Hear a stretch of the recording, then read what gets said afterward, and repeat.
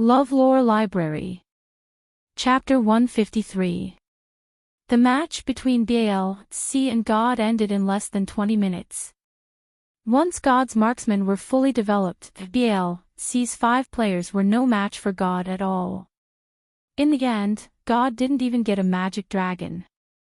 He destroyed BAL-C's 3 towers in the middle lane, destroyed their territory, and won the first game. As for PG's side, after Xed was wiped out by 0 for 5, they quickly got a Mystic Dragon. With the help of the Mystic Dragon army, they successfully destroyed all of Xed's towers in the middle lane and won the first round at 25 minutes. Qin Fei's Immortal had 18 kills, 2 deaths, and 10 assists. It was a very brutal game. Han Lang couldn't help but sigh. Alright, after this game, the Immortal won't be able to get banned. Yi Hong replied, but they'll go first in the next game. Won't the Immortal be left for us to ban? Jingyu looked at Qin Fei. Should we ban him? He felt that with Qin Fei's ability, he could easily go up against the Immortal. However, Qin Fei raised his eyebrows after hearing this sentence. What do you mean by ban? Of course we should ban him. Jingyu was confused. You're afraid of the Immortal too? Qin Fei was silent for a moment. I think you have a filter for me. He paused and added, very thick. Jingyu. I can't even refute that. The other team members heard this and sighed in unison. Yi Hong sighed, sigh, here we go again. Han Lang sighed, sigh, you're showing off your love again. Luo Yiming sighed, sigh, are you two done yet? Jingyu said innocently, I didn't say anything. Qin Fei simply said, single people see PDA everywhere.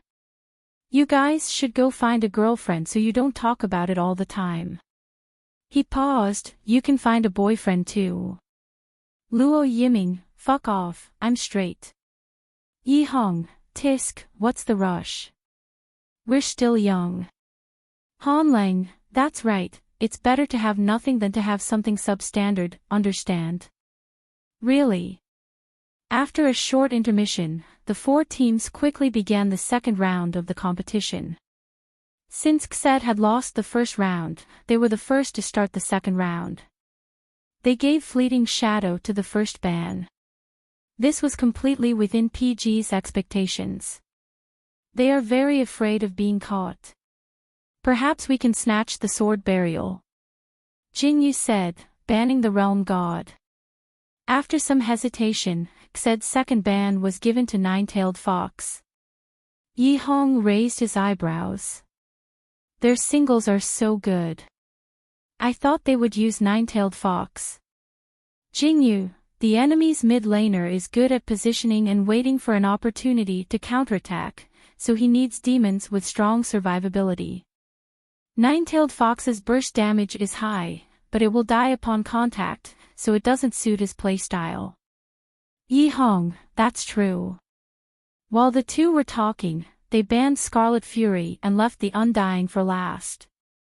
Luo Yiming looked at Scarlet Fury and was a little confused. Not banning Blood Carp. Yi Hong explained, the enemy's mid laner's Blood Carp is good, but Scarlet Fury can't be bad if he can play Blood Carp like that. Scarlet Fury's mid laner is more advantageous, so it's better to give Blood Carp to the enemy. It was Xed's turn to choose their last ban. PG hoped that they could ban the Undying. That way, Xed would have one less ban and they would have one more ban. Unfortunately, after Xed suffered a loss to the Undying, not only did their IQ not decrease, but it also increased. They gave the third ban to Moonshade Spider. There was no other way. PG could only ban the Undying for the last ban. Then, Xed's first ban was Blood Carp. Yi Hong, Blood Carp is really a mid laner. Then what should I choose? Jingyu, wait a moment. We'll grab the Archer first, and then grab Sword Burial. On PG's side, they locked onto Dark Cupid and Buried Sword. A Archer and a top laner, both of them had displacement. Isn't Xed good at sneaking away? We all have displacement demons, let's see how you can sneak away. Obviously, Xed had discovered PG's strategy and couldn't choose their second and third positions. At the moment when the countdown was about to end, they finally chose Satan and Wind of Condensation, a top laner with acceleration skills, and an archer with displacement skills.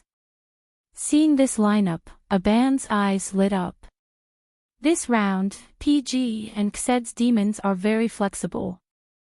I feel like it'll be very confusing. It was PG's turn again. They decisively chose Hejiao and Bladeless Man. Then, Xed's last two positions were Azrael and Flower in the Mirror. Azrael? Luo Yiming thought he saw wrong. He carefully checked Xed's lineup and confirmed that he saw two warrior-type demons. Satan and Azrael, who's the top laner and who's the jungler? Normally, Satan is the jungler, Qin Fei said. He paused and added, but if it's Xed, it's hard to say. Yi Hong, it's been a long time since someone used Azrael as a jungler. Azrael used to be a strong top laner in this version. However, after the Undying appeared, his presence became weaker and fewer people used him. When Jingyu first joined PG, Azrael's jungler was quite popular. He also practiced for a while, but he was not used to it. The main reason was that Azrael did not have a displacement skill. He was not flexible enough as a jungler. He was a pure warrior type, the kind that fought head-on. He was not like Sword Burial, who could pretend to be an assassin and sneak attack. He was quite suitable for junglers like Qin Fei. PG's last support position was Soul. At this point, both sides' lineups for the second round were decided: PG, Sword Burial, Hejiao, Dark Cupid, Soul, Bladeless Man Xed, Satan, Blood Carp, Wind of Condensation, Flower in the Mirror, Azrael in the tense countdown. Both sides used the time to exchange monsters. Then, the moment before entering the battlefield, Jingyu saw Azrael on the other side bring retribution. It was really Azrael's jungler. In this round, both sides' monsters were very flexible. However, the opponent's jungler chose Azrael, who did not have a displacement skill. Jingyu suddenly realized something. He's going to be countered. Sure enough, in the first 5 minutes, Azrael did not gank even once. Jingyu discovered him several times in his own jungle. Again. Jingyu saw Azrael in his own jungle for the third time. He really admired his courage. If I don't kill him once, he'll really think I'm just a pretty face. Jingyu had his Bladeless Man dig into the ground in advance. Then, when Azrael was about to kill the Green Goblin, he dug out and used Retribution. He got the buff that increased his attack speed. At this time, the match had reached the 5th minute. Almost at the same time that Jingyu got the buff from the Green Goblin, his Bladeless Man leveled up to level 6 and had a big move. Without saying anything, he chased after Azrael with his big move. Bladeless Man's big move, Slayer's Will, could increase his movement speed and damage for a period of time. This was a buff big move. It would not directly deal damage to the opponent's monster.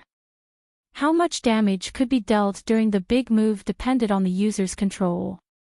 When other players used Bladeless Man's big move, it was to chase after low HP players. As long as they could catch up to the opponent's monster, hit it once or twice, and get the monster's head, their goal would be achieved. However, when Jingyu used his big move, the opponent's Azrael was at full HP. The American commentator could not believe his eyes. What is Bladeless Man trying to do by using his big move at this time? Is he trying to fight Azrael one-on-one? An assassin is fighting a warrior one-on-one. He's overestimating himself. Upon hearing this, Ban could already imagine how much pain Country M's commentator's face would be in. I really admire this commentator. No matter how many times he slaps his face, he can still speak so confidently. Tang Guo did not listen to the American commentator. When she suddenly heard this sentence, she could not help but ask, huh? What did he say again? A ban, he said that Jingyu is overestimating himself by using his big move to fight Azrael one-on-one at this time. Tang Guo, ha ha ha ha ha. There was no need to say anything. Just the laughter alone explained everything. And reality had indeed slapped the American commentator's face. Just as Jingyu used his big move, the enemy's Azrael launched a series of combo attacks at Jingyu, wanting to kill him in one go. However, Jingyu's bladeless man moved nimbly and almost completely dodged his damage. Then, he used the skill a sharp claw on Azrael. Hit. When bladeless man's strengthened state dealt a critical hit, everyone couldn't help but exclaim, so painful. The Grim Reaper's HP dropped by a third after taking the hit. It looked like his HP bar was lower than bladeless man's, but he knew that he still had more HP than bladeless man. Therefore, he did not back down. He chased after bladeless man fiercely. As for Jingyu, he did not even blink. He controlled his bladeless man's snakeskin to dodge Azrael's attacks and counterattack at the same time. Both of their HP were decreasing. At the same time, both of their skills were coming off cooldown. Just as both of their skills were refreshed, Azrael used his skill. Jingyu flashed in the opposite direction and made bladeless man appear behind Azrael. While dodging the attack, he turned around and used his skill a sharp claw. System, bladeless man, 1 kill. System, enemy Azrael has died. The American commentator and spectator. A ban laughed out loud. Ha ha ha ha ha. Jingyu flashed behind Azrael and killed Azrael. I just want to ask the American commentator if his face hurts. Tang Guo also laughed. Jingyu's assassin is really good. He can compete with Brother Fei. Brother Fei can suppress anyone in the lane. Jingyu can kill anyone in the jungle. A ban, yes.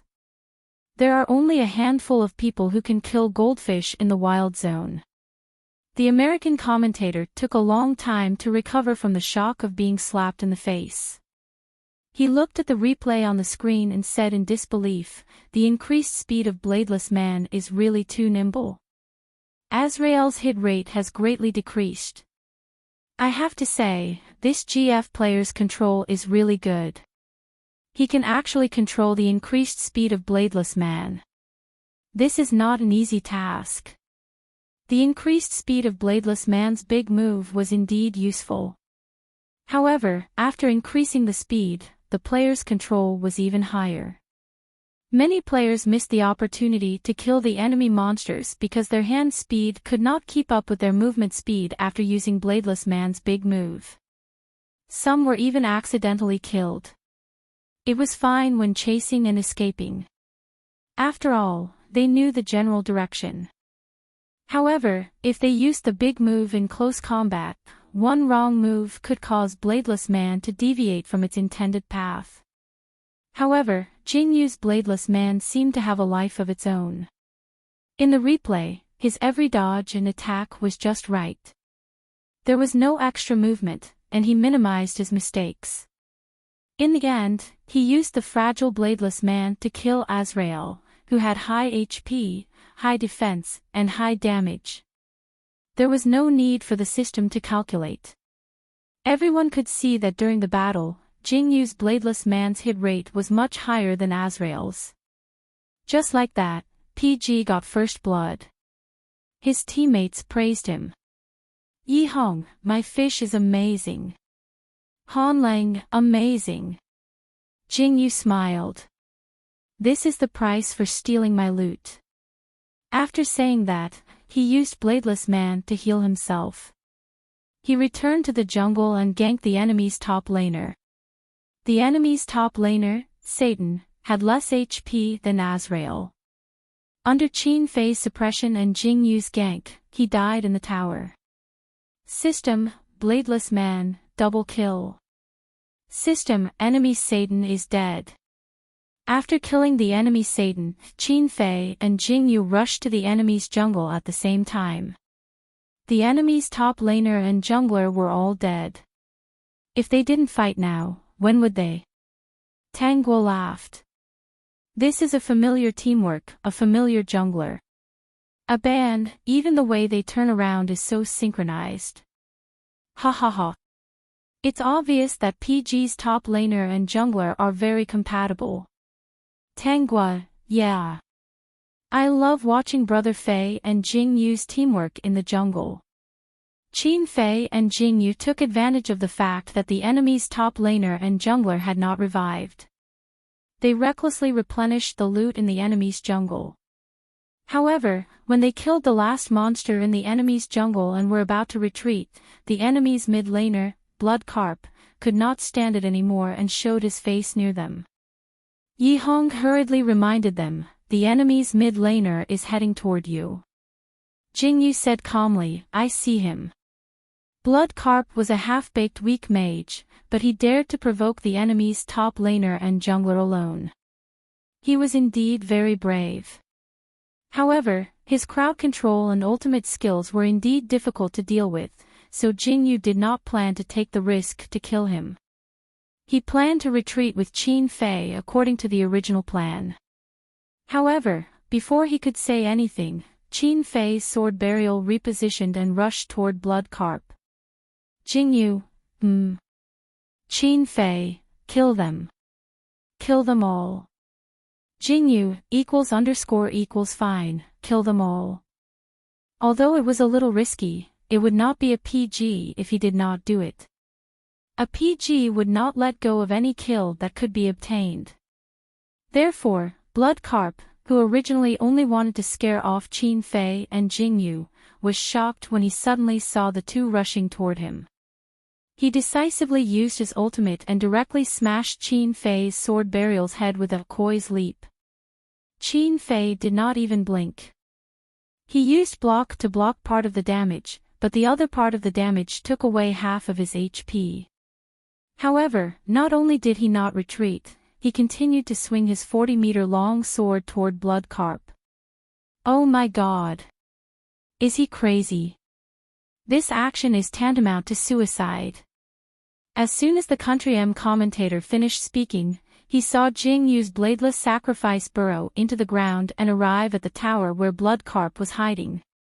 Then, in the next moment, Qin Fei's sword burial rushed into the tower, Yi Hong's Heijiao flashed into the tower, and Jing Yu's bladeless sacrifice burrowed out of the ground to use Sharp Claw. System, bladeless sacrifice, 1 kill. System, the enemy Blood Carp has been killed.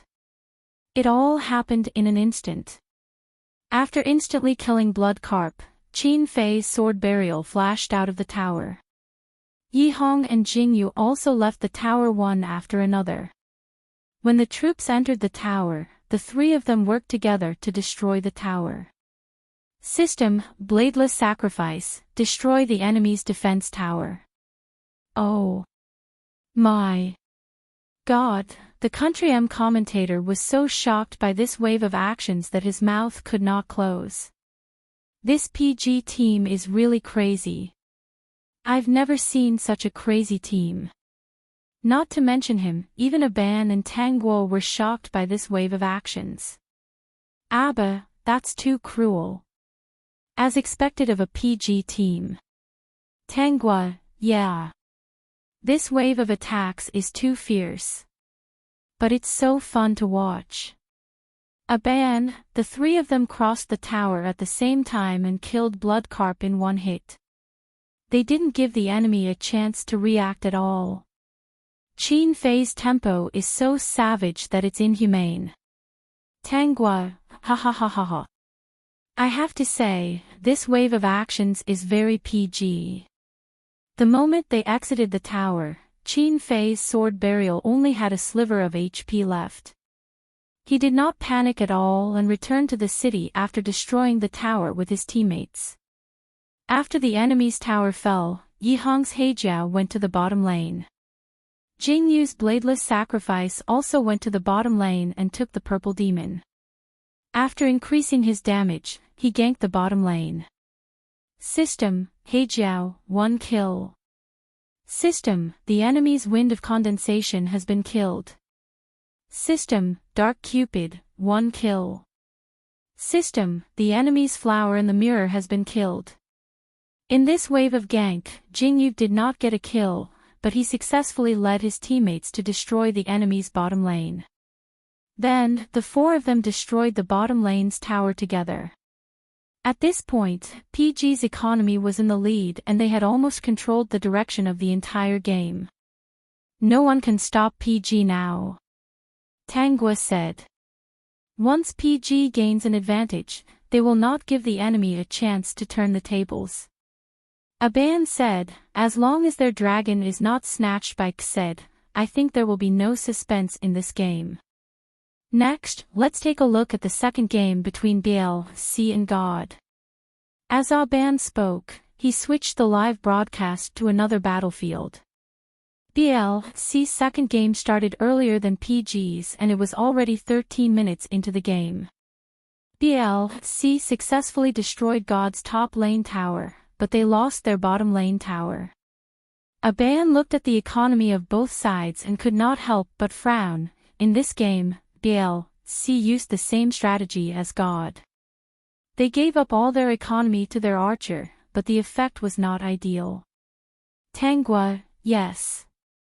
BLC's archer was killed once, so his economy is far behind God's. Aban, BLC seems to want to trade towers with God, but I don't think it is wise.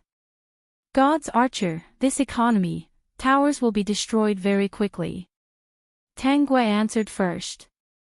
Sure enough, when both sides attacked the enemy's second tower, BLC's second tower fell first. Realizing that the strategy of switching towers was not working, BLC's top laner immediately teleported to the bottom lane to defend the tower while the rest of his teammates rushed to the bottom lane. In the end, before God could destroy the last tower in BLC's bottom lane, BLC attacked with all his might and cleared the minions. God's players quickly went to the middle lane and entered the tower through the minions in the middle lane. BLC attacked with all his might again and cleared the minions in the middle lane. God's players had no choice but to return to the bottom lane and stare at BLC's bottom lane's last tower. Aban, BLC's bottom lane's third tower is only left with a sliver of health, but they still manage to defend it. God has not given up and wants to wait for a new wave of minions to enter the tower. However, BLC once again cleared all the minions before the minions entered the tower. Tanghua, I have to say that BLC is very tenacious. However, this game is very close. If they want to win, they still have to increase their economy. Aban, yes, this game is very close. After failing to take down the last tower at the bottom lane of BLC twice in a row, God felt that there was no point in continuing the stalemate, so they retreated and went to fight the dragon. BLC's top, middle, and bottom paths were threatened by the small soldiers, and they had no choice but to split into 3 groups to clear out the enemy. When Li Yan passed by the middle lane, he cleared out a few soldiers. After leveling up, he estimated that it was about time and went to the edge of the dragon pit. As expected, the magic dragon only had a sliver of health left. He hurriedly teleported his sword burial over, and when Flower in the Mirror was crowd-controlled, he decisively dispelled the crowd control and handed over retribution. This punishment was handed out at almost the same time as the enemy jungler. Whether or not he could snatch it all depended on whether the system loved him or not. The result was, System, Sword Burial, conquer the magic dragon. System, the magic dragon army is about to attack. Tanghua, seeing these 2 system notifications, Tanghua screamed, Li Yan is too cool. After Li Yan handed over retribution, he was killed by the enemy jungler in minutes. However, at this moment, he was undoubtedly the biggest winner. This dragon was stolen at the perfect time, and it raised the morale of Ball C's low spirits. His teammates roared, "Li Yan, you're awesome. Nice, fuck. Too nice. Charge. We can win." At the critical moment, Li Yan used his sword burial to steal the magic dragon. That's amazing. Can Ball C use this to turn the tables? Let's wait and see. At this moment, the Country M commentator was also paying attention to the second game between Ball C and God. He was so shocked by this turn of events that he was speechless for a long time. Fong Luo Fan sat in the audience and couldn't help but laugh when he saw this scene. Ball C was a team that defeated PG 4-3 in this year's domestic professional league and won the finals. They wouldn't lose so easily.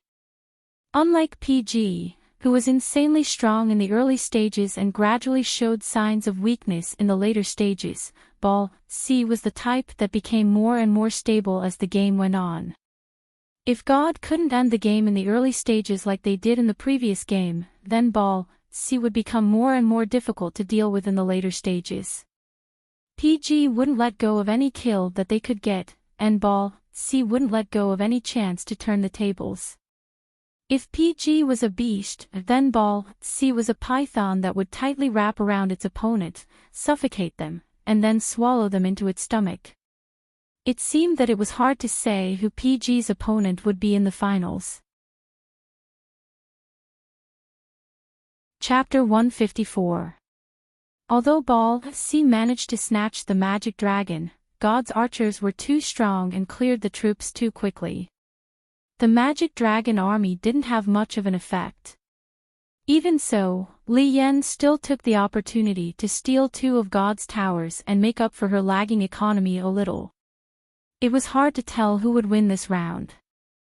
However, PG and Xed had the situation completely under PG's control. Xed's mid lane was getting more and more passive. From time to time, they would go to the dragon pit to take a look, afraid that PG would suddenly steal the dragon. PG had the advantage of stealing the dragon, so of course, they wouldn't let go of this opportunity. Once Xed's players weren't paying attention, PG would start to steal the dragon. Then, when Xed's players arrived, they would immediately retreat. Just like that, the magic dragon's health dropped and rose several times. Magic dragon. Do you think I don't care about my reputation? At 18 minutes, Yi Hong's Heijiao brought the minions from the bottom lane over. Xed's archers had no choice but to go and clear them. Jingyu noticed it and immediately said, "Kill the dragon." Other than Yi Hong, all of PG's players rushed up to kill the dragon. Once again, the enemy support and mid laner appeared. However, this time, Jingyu said, "Go. Kill them all." Following his words, Hanlang directly used his soul flash to cast crowd control and successfully controlled the enemy support and mid laner. The enemy jungler was originally crouching in the bushes. Seeing that the situation was bad, he turned around and wanted to escape. However, Jingyu's bladeless death caught up and chased him all the way. In terms of chasing and killing, who had a better advantage than bladeless death? However, before Jingyu killed the enemy jungler, Luo Yiming's Dark Cupid was the first to teleport to the enemy blood carp's face. In 2 seconds, the blood carp was killed. The overflowing damage dealt to the enemy support and top laner. Qin Fei's sword burial took the opportunity to attack. System, Dark Cupid, 1 kill. System, the enemy's blood carp has been killed. System, sword burial, 1 kill. System, enemy flower in the mirror has been killed. System, sword burial, double kill. System, enemy Satan is dead. System, bladeless death, 1 kill. System, enemy Azrael is dead. Jingyu, nice. Attack the dragon. Luo Yiming, we can fight now. Hurry up. PG's team battle was unexpected, and Xed suffered heavy losses from 0 for 4. With the enemy jungler dead, the PGs had nothing to worry about. All of them charged toward the magic dragon and took down the magic dragon as quickly as possible. Midway through, the enemy archer tried to snatch it back, but Yi Hong caught up and sent him flying with a water spout.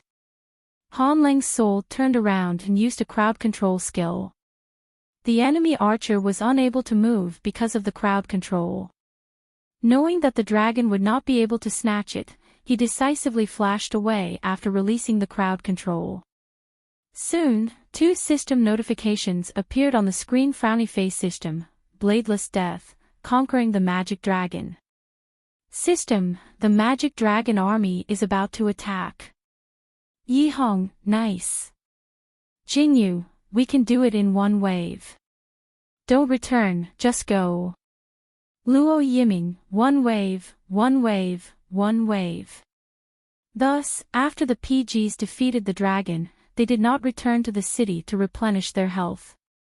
Instead, they followed the minions into Xed's second tower in the middle lane and destroyed it in minutes.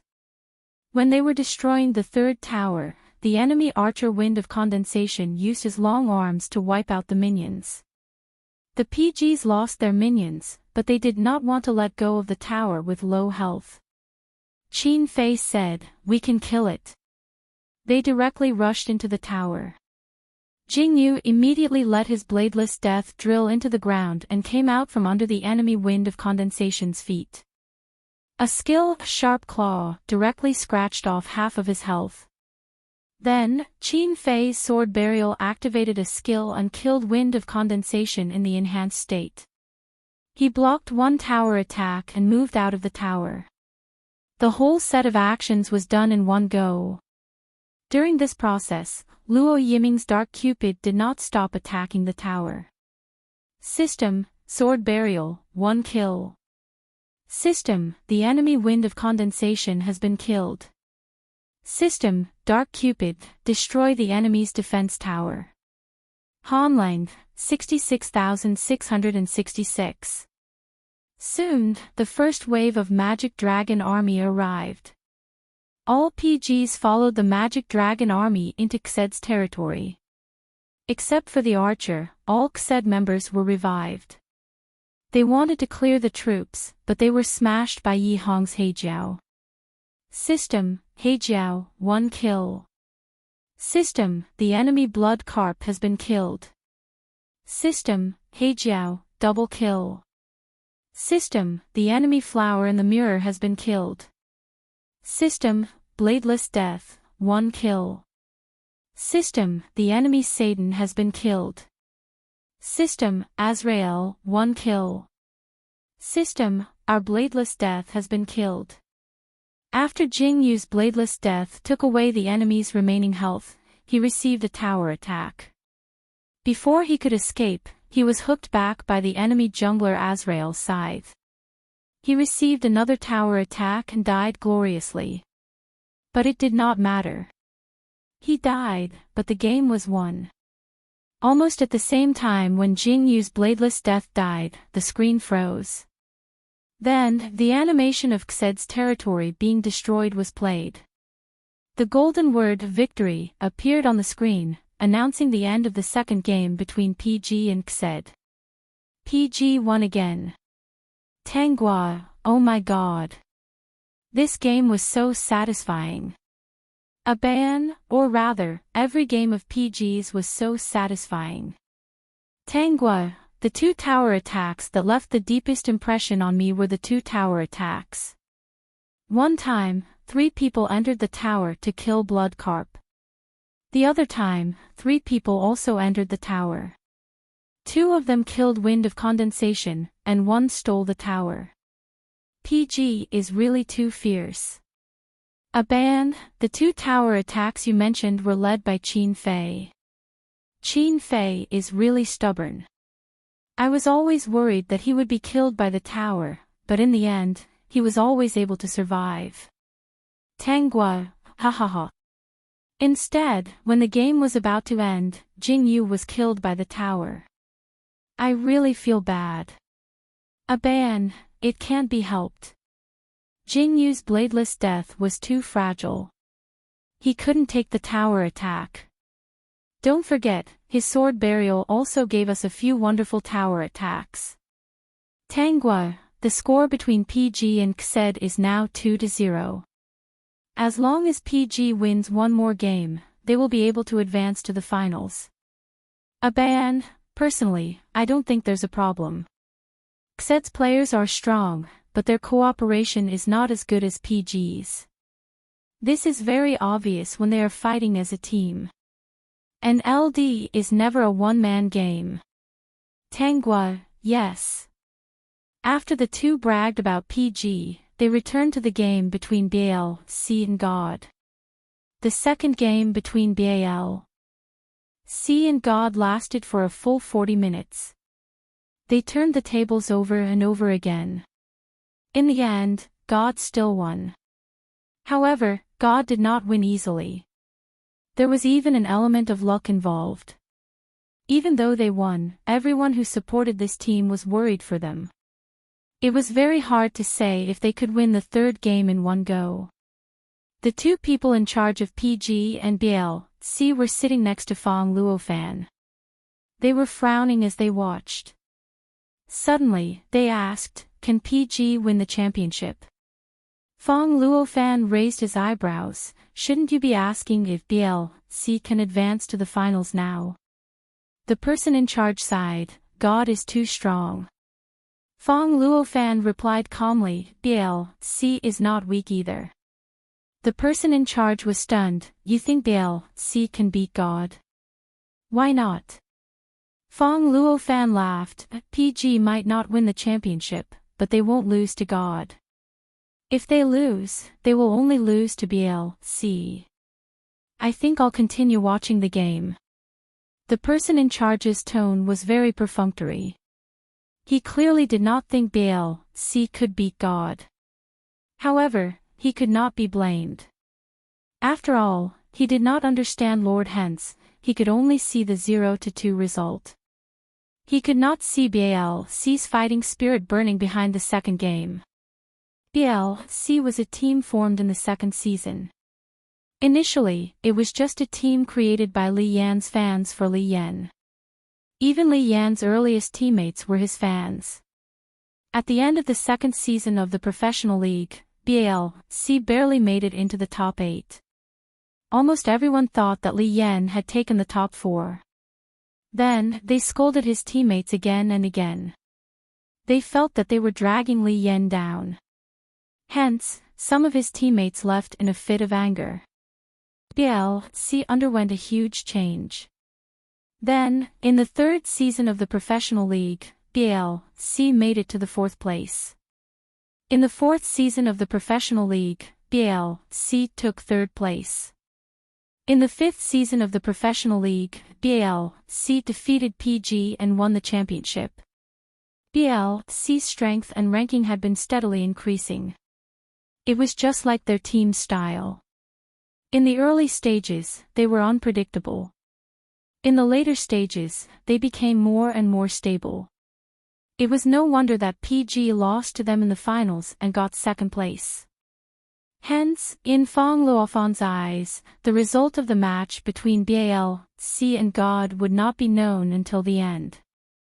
As for the match between PG and Xed, there was no suspense. That was what almost everyone thought before the 3rd round of the match started. However, after the 3rd game started, the commentators looked at the lineups of both teams and did not react for a long time. In the end, Tanghua was the first to exclaim, "Sorcerer Jungler." Aban was also shocked by the lineups. Jingyu is using Sorcerer in this game.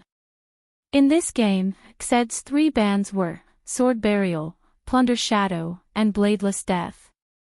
Correspondingly, PG's 3 bans were Immortal, Realm God, and Scarlet Fury. Then, Xed stole the first spot from Moonshade Spider. It was obvious that this game was different from the previous 2 games. In this game, Xed started to target junglers. When he first realized this, Jingyu did not panic at all. After all, his card pool was so deep that his opponent could not ban all of them. He let his teammates steal the two Cs, Dark Cupid and Nine-Tailed Fox. Then, Xed targeted Flower Petal of Datura and Heart of Ice. Jingyu. Stealing Flower Petal of Datura was understandable. But what was the meaning of stealing Heart of Ice? Yi Hong, I suddenly have a feeling that the other team is going all out. Han Lang, even if they can't beat you, they will disgust you to death. What kind of feeling is this? Luo Yiming, fuck. Ban junglers, steal junglers, are they trying to make Jingyu carry our shoes? Jingyu, ==, but it's okay, right? After all, there is still the novice gift pack, Yi Hong said, helping Qin Fei to lock Lilith and walking up. Since the other team had released their life cards, they would definitely use their life cards to accompany them to the end. To ensure that they could win this game in one go. Han Lang also said, yes, even if it doesn't work, we can still use archer junglers. As he said that, he helped himself to lock Soul.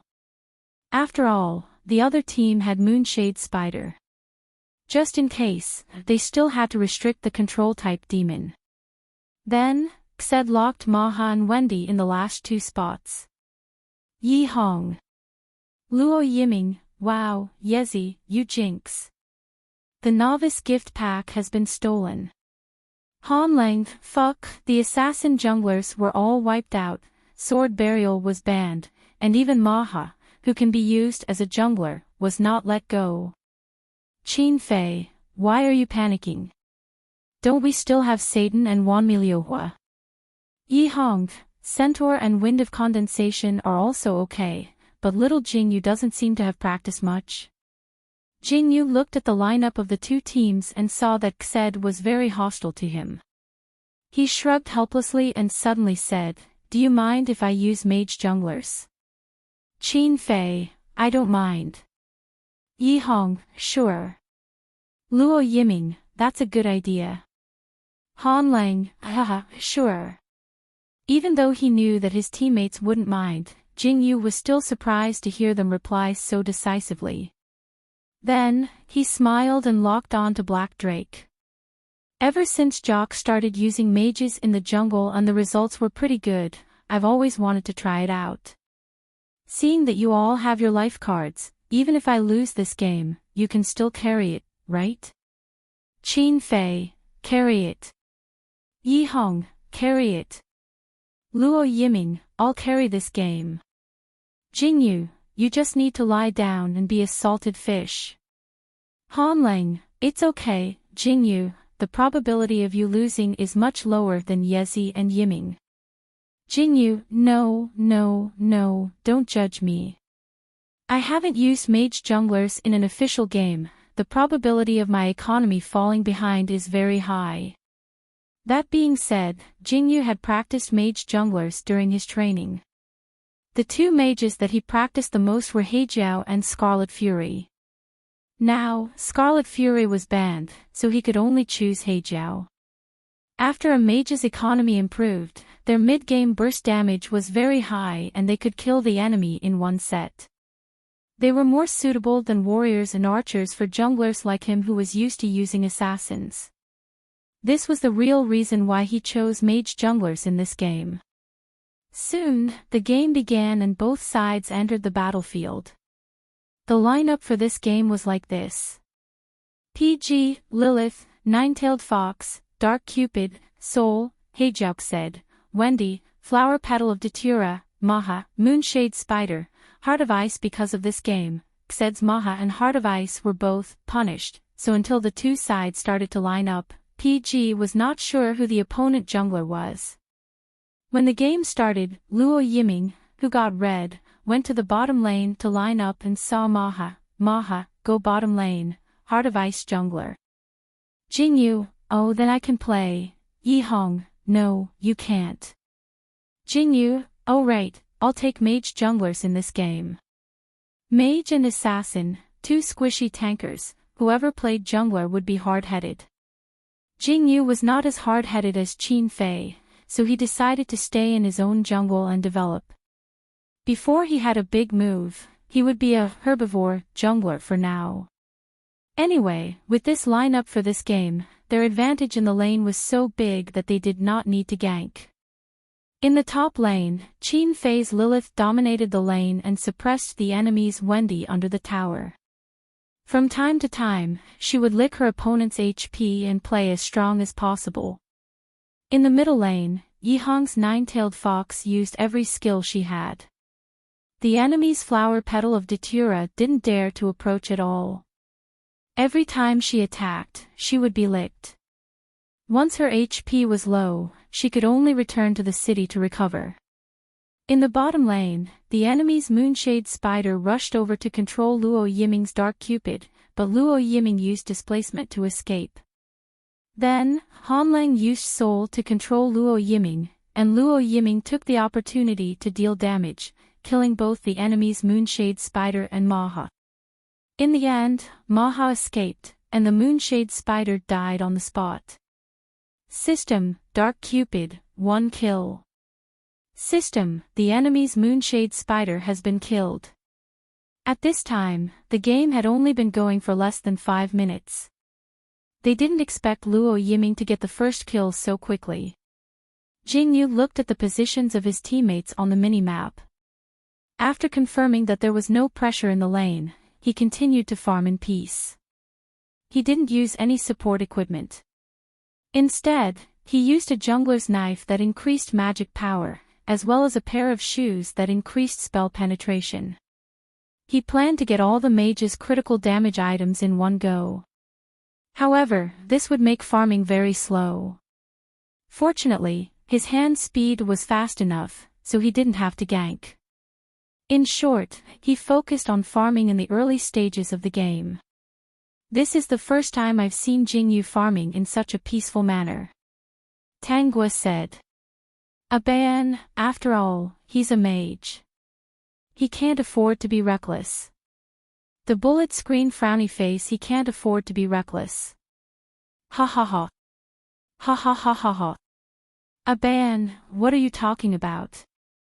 You hit the nail on the head. He can't afford to be reckless. He's amazing. Tanguo was also amused by Aban. After a while, she recovered. This is the first time Jingyu has used a mage in an official competition. I don't know how he'll play.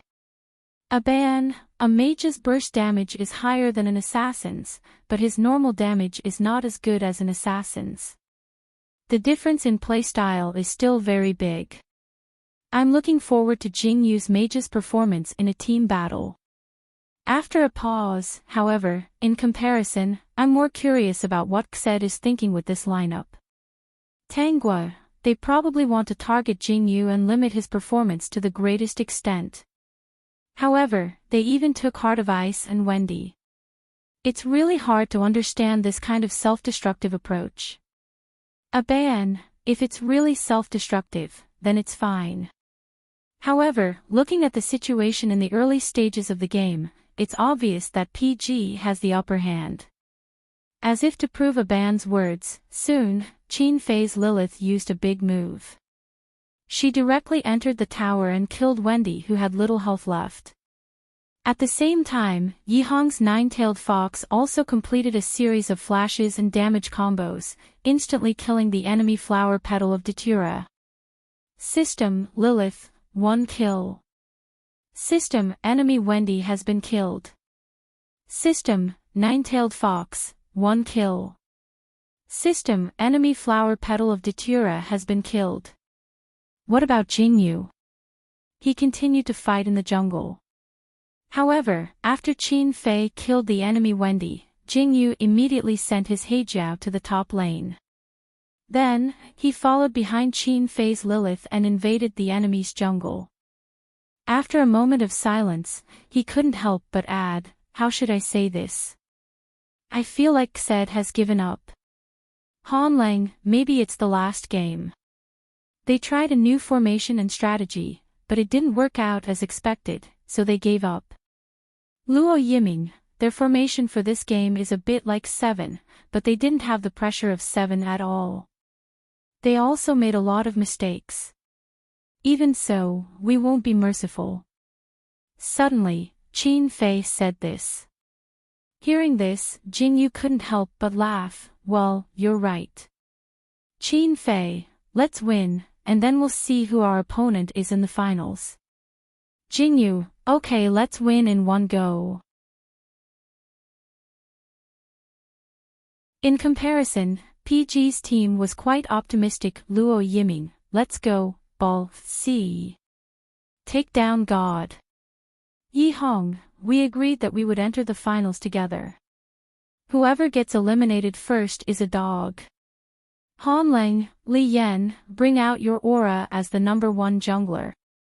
Even Jingyu said, if you can't enter the finals, don't come and fight me one-on-one.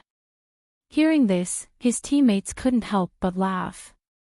Jingyu and Li Yan's daily duels were known by the entire League of Legends. Jingyu was competitive and Li Yan was aggressive. If these two weren't stopped, it wouldn't be strange if they fought for 3 days and 3 nights. At the same time, Aban and Tangguo were also paying attention to the match between Ball, C and God. Tangguo, I hope Ball, C can win. Aban, yes, I think so. Although Aban's commentary was crazy, his predictions were always accurate. His intuition came from his many years of commentating. From this match, it can be seen that Ball, C is gradually getting used to God's playstyle and has mastered the way to break it. Ball, C's team is really scary. They are getting stronger as they compete. Tangguo, the score is now 2-1. God is in the lead, but I still think Ball, C will be able to tie the score in the next match. Aban, if they can tie the score, it will definitely put a lot of pressure on God. Tangguo, can Ball, C beat God and advance to the finals? Let's wait and see. After a short break, the 4th match between Ball, C and God began. God made the first move and banned 3 junglers, Sword Burial, Moonshade Spider, and Flower Petal of Datura. Ball, C followed up by banning 3 strong junglers, the Undying, Realm God, and Dark Cupid. Then, God stole Satan's position first.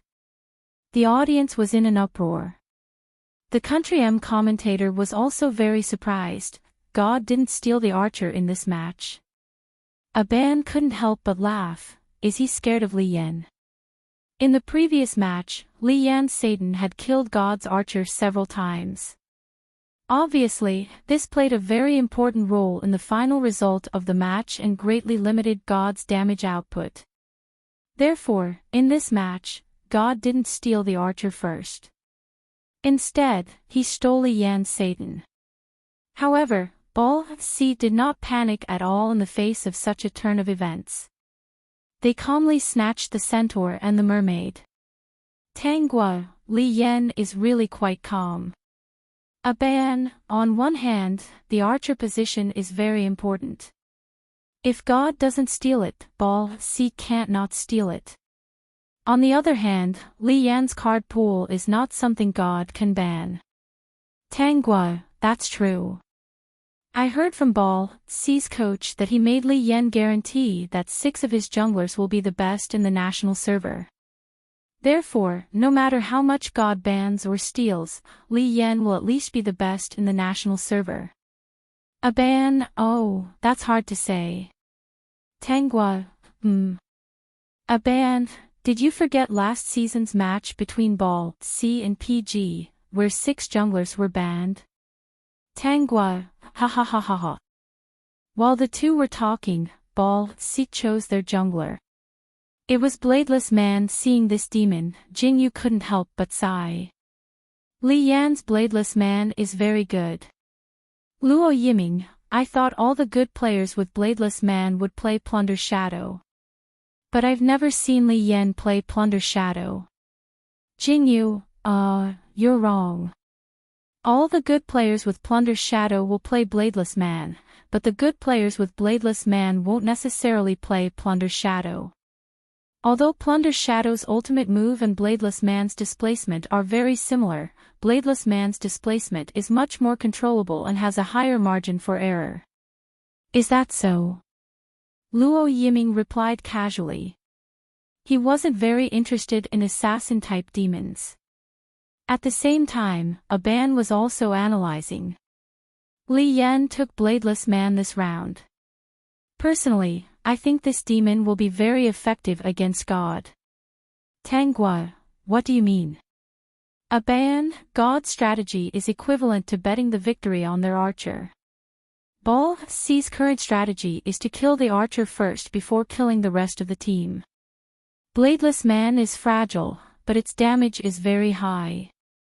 Once it matures, it will be much easier for it to kill the backline than Satan. Li Yan can make Bladeless Man burrow into the ground first, then come out from under the archer's feet and kill him.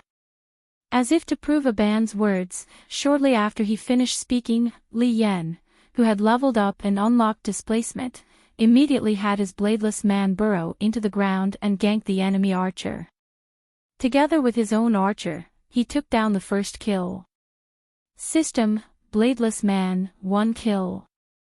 System, enemy Wind of Condensation has been killed. The first kill was taken so quickly that many people didn't react and the system notification popped up. After a while, they realized what it was and exclaimed. Tanghua was the first to exclaim. Bal C took down the first kill in this round. Aban also exclaimed. Ah! This is the first time. This is the first time Bal C has taken down the first kill since the start of the battle between Bal C and God. This first kill was very important. It limited the enemy archer's economy and gave Li Yan's economy a small boost. Bal C's strategy was a continuation of the previous round. His teammates learned from God and went on a hunger strike, giving all their economy to Li Yan and his archer. Once they matured, the other teammates only needed to kill a few minions and they could level up several times. Yi Hong, to be honest, I don't really like this strategy. Han Lang, me too. Jingyu, but it turns out that Bal C's strategy is very useful. After Li Yan killed the enemy archer, he led his own archer into the jungle. Then, he turned back to clear the enemy's tower. They used the fastest speed to obtain the biggest early game economy advantage. They destroyed the enemy's bottom lane tower and took down the magic board's vision. Qin Fei raised his eyebrows. Does this count as giving him a taste of his own medicine? Yi Hong, forget it. God had taught Bal C the hunger strike, and Bal C was using the same tactic to suppress God. At the 11th minute mark, the two sides had engaged in a group battle. Li Yan had his bladeless sacrifice burrow into the ground and come out from under the enemy archer's feet. With a series of combo attacks, he finished off the archer. Then, he went on a killing spree and blinked away with only a sliver of health remaining. This scene made Tanghua scream uncontrollably. Ah! Li Yan is so handsome. Aban, not only did he get 3 kills, but he also survived. Amazing! In this group battle, Bala C had gained an unprecedented advantage by trading 5 for 0. After they won, they did not fight the dragon. Instead, they chose to push the tower. All Bala C members gathered in the mid lane and followed the minions to push down God's 2 towers. Then, their top laner and support were in charge of vision. The mid laner was in charge of clearing the minions. Li Yan led the archer into the jungle. After stealing from God's jungle to their heart's content, they went to the bottom lane to get a magic board and push down God's second bottom lane tower. Aban, Bala C is really proud of himself for this round. Tanghua, yeah. The first 3 rounds were so frustrating. Although he won the 3rd round, it was very difficult to win. It was not as satisfying as this round. Aban, Bala C is getting more and more comfortable. In the first 2 rounds, he was led by the nose by God. In the 3rd round, he started to grasp the strategy. In this round, he controlled the situation from the start. I think they have a high chance of tying the score in this round. At the 18-minute mark, Li Yan went into the jungle alone. He met the enemy archer in a narrow path and killed him without saying a word. Then, he and his top laner surrounded the enemy jungler. After killing him, he sent a signal to his teammates to gather at the dragon pit. With the enemy archer and jungler dead, the others did not have the right to steal the dragon from Bala. Li Yan killed the magic dragon with a retribution. Then, after killing the enemy mid laner, he started to chase after the enemy top laner. He could not have been more brutal. Luo Yiming, ha. I can see that Li Yan is very angry. Han Lang, he must have accumulated a lot of anger after being suppressed in the first 2 rounds. Jingyu, why do I feel like he's just high and wants to kill more people? Jingyu was indeed someone who had played against Li Yan many times. He knew Li Yan better than his teammates. Li Yan was in a completely unsealed state. Run. Keep running. Do you think you can escape from me? Li Yan, even if you run to the ends of the earth, I will kill you. His teammates were helpless. Ah Yan, come back. Are we still going to push the tower? Li Yan, you guys push it. No one can stop me from killing people. Thus, while Li Yan chased the enemy top laner all over the map, the rest of Bala C followed the minions into the tower and pushed the last tower in God's mid lane. Before they entered God's territory and destroyed it, Li Yan finally killed the enemy top laner. Then, he did not forget his main mission. He sneaked into the enemy's territory, killed the archer, and flashed out of the tower. This round ended in 26 minutes.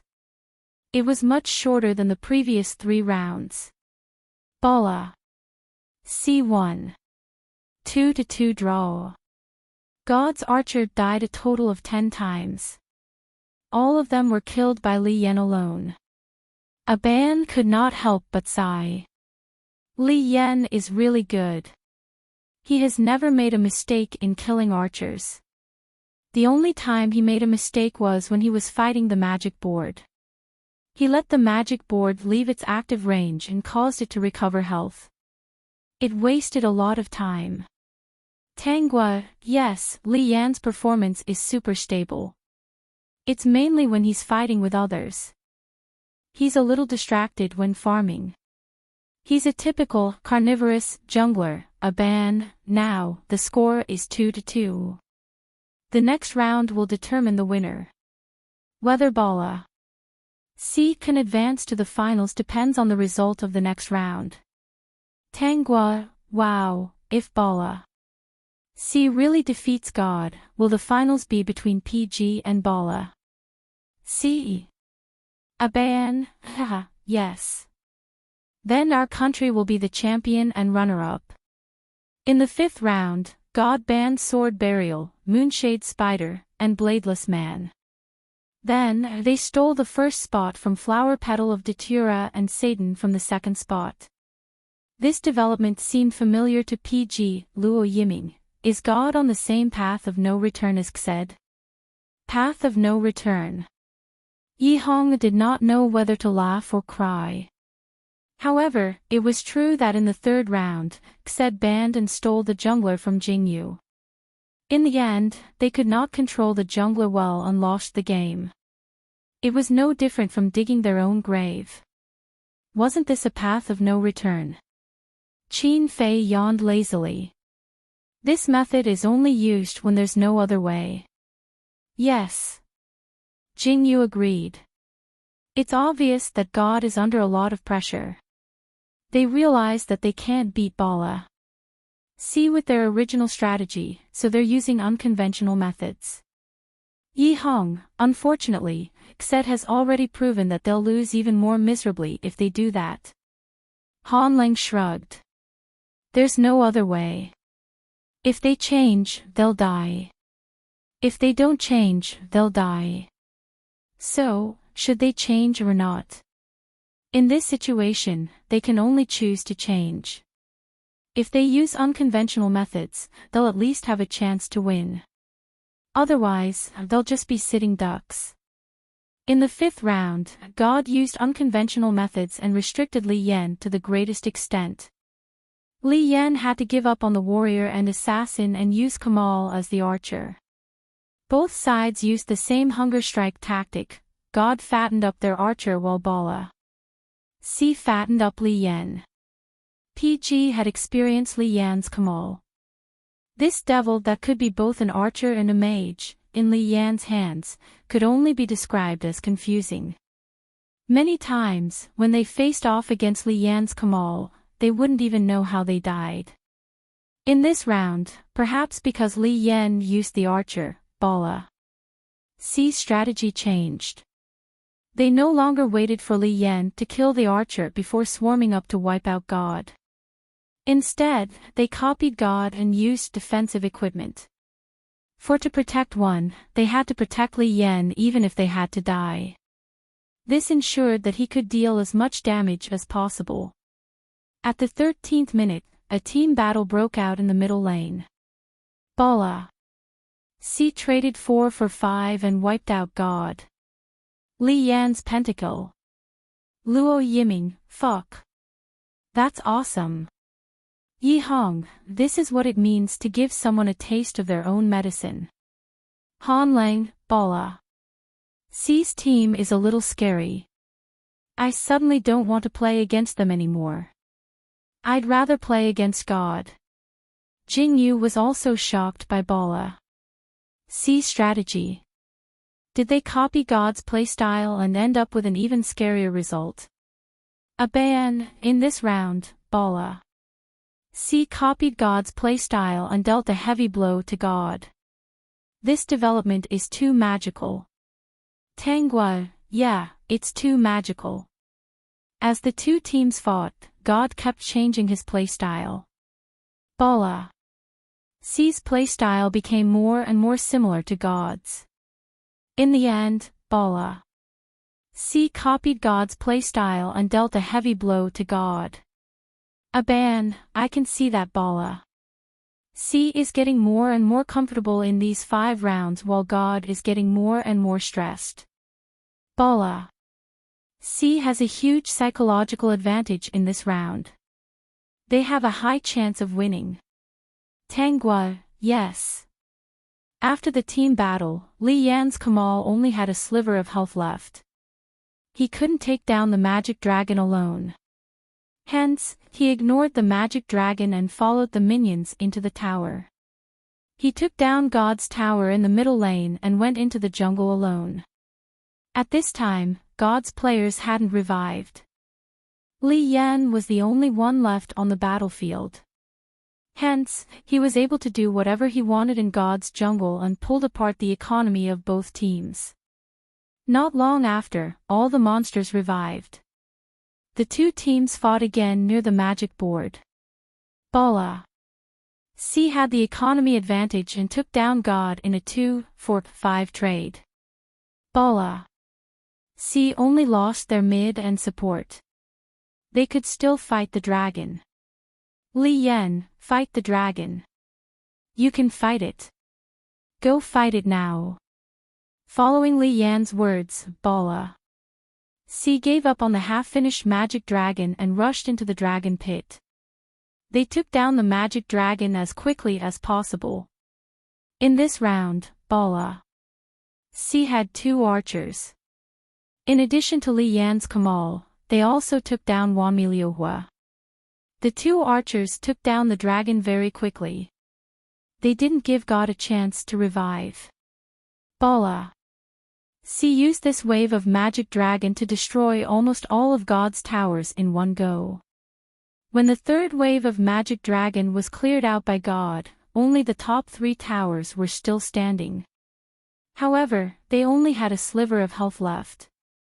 Bala C's entire team was eyeing this tower. They waited nearby for a while. After a wave of minions came, Li Yan and the archers decisively entered the tower. Each of them took down the remaining health and destroyed the tower. Then, the top laner and support flashed to control the enemy. Li Yan and the archers followed up and attacked. 1 kill, 2 kills, 3 kills, the Country M commentator stared blankly at the situation on the screen. He didn't know what to say. On the other hand, a band's excited voice never stopped, Li Yan's triple kill. No one can stop Li Yan anymore.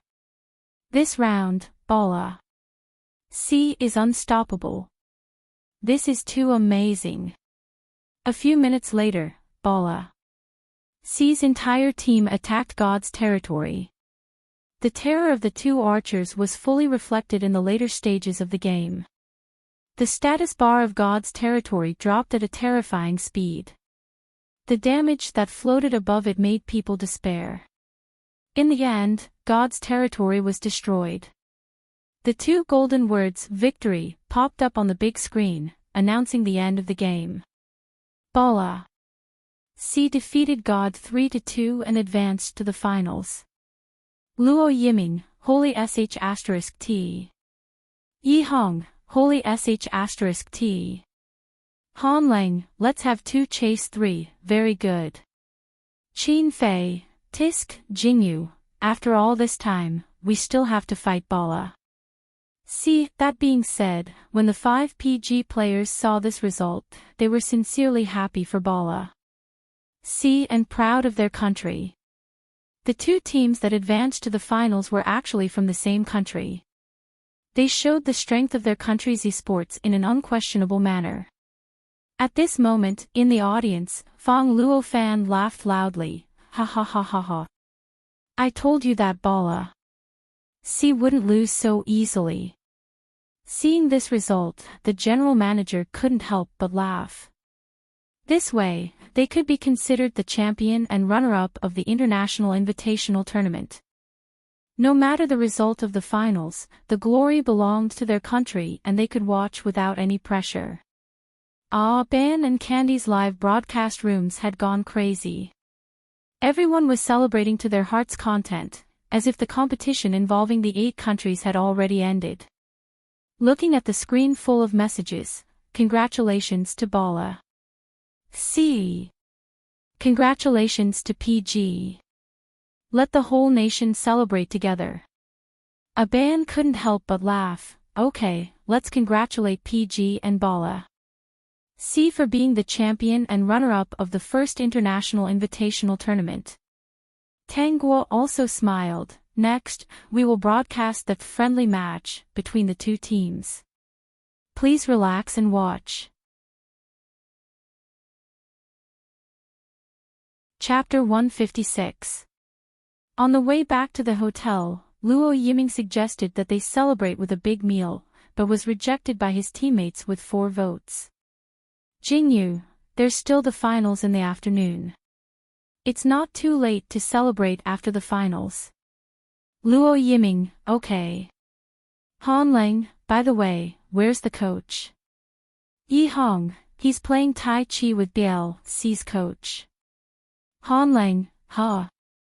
At this moment, Fang Luo Fan was walking side by side with BL C's coach, chatting as they walked. BL C's coach, look, we're from the same country. It's not good to kill each other in the finals. Why don't we just do it for show? Fang Luo Fan, yes, we can't kill each other. Friendship comes first, competition comes second. BL C's coach, so don't ban sword burial. It wasn't easy for Yen to get this life item. Fang Luo Fan, yes, yes. Don't ban Plunder Shadow and Nine-Tailed Fox either. They're all children's lives. We have to treat them equally.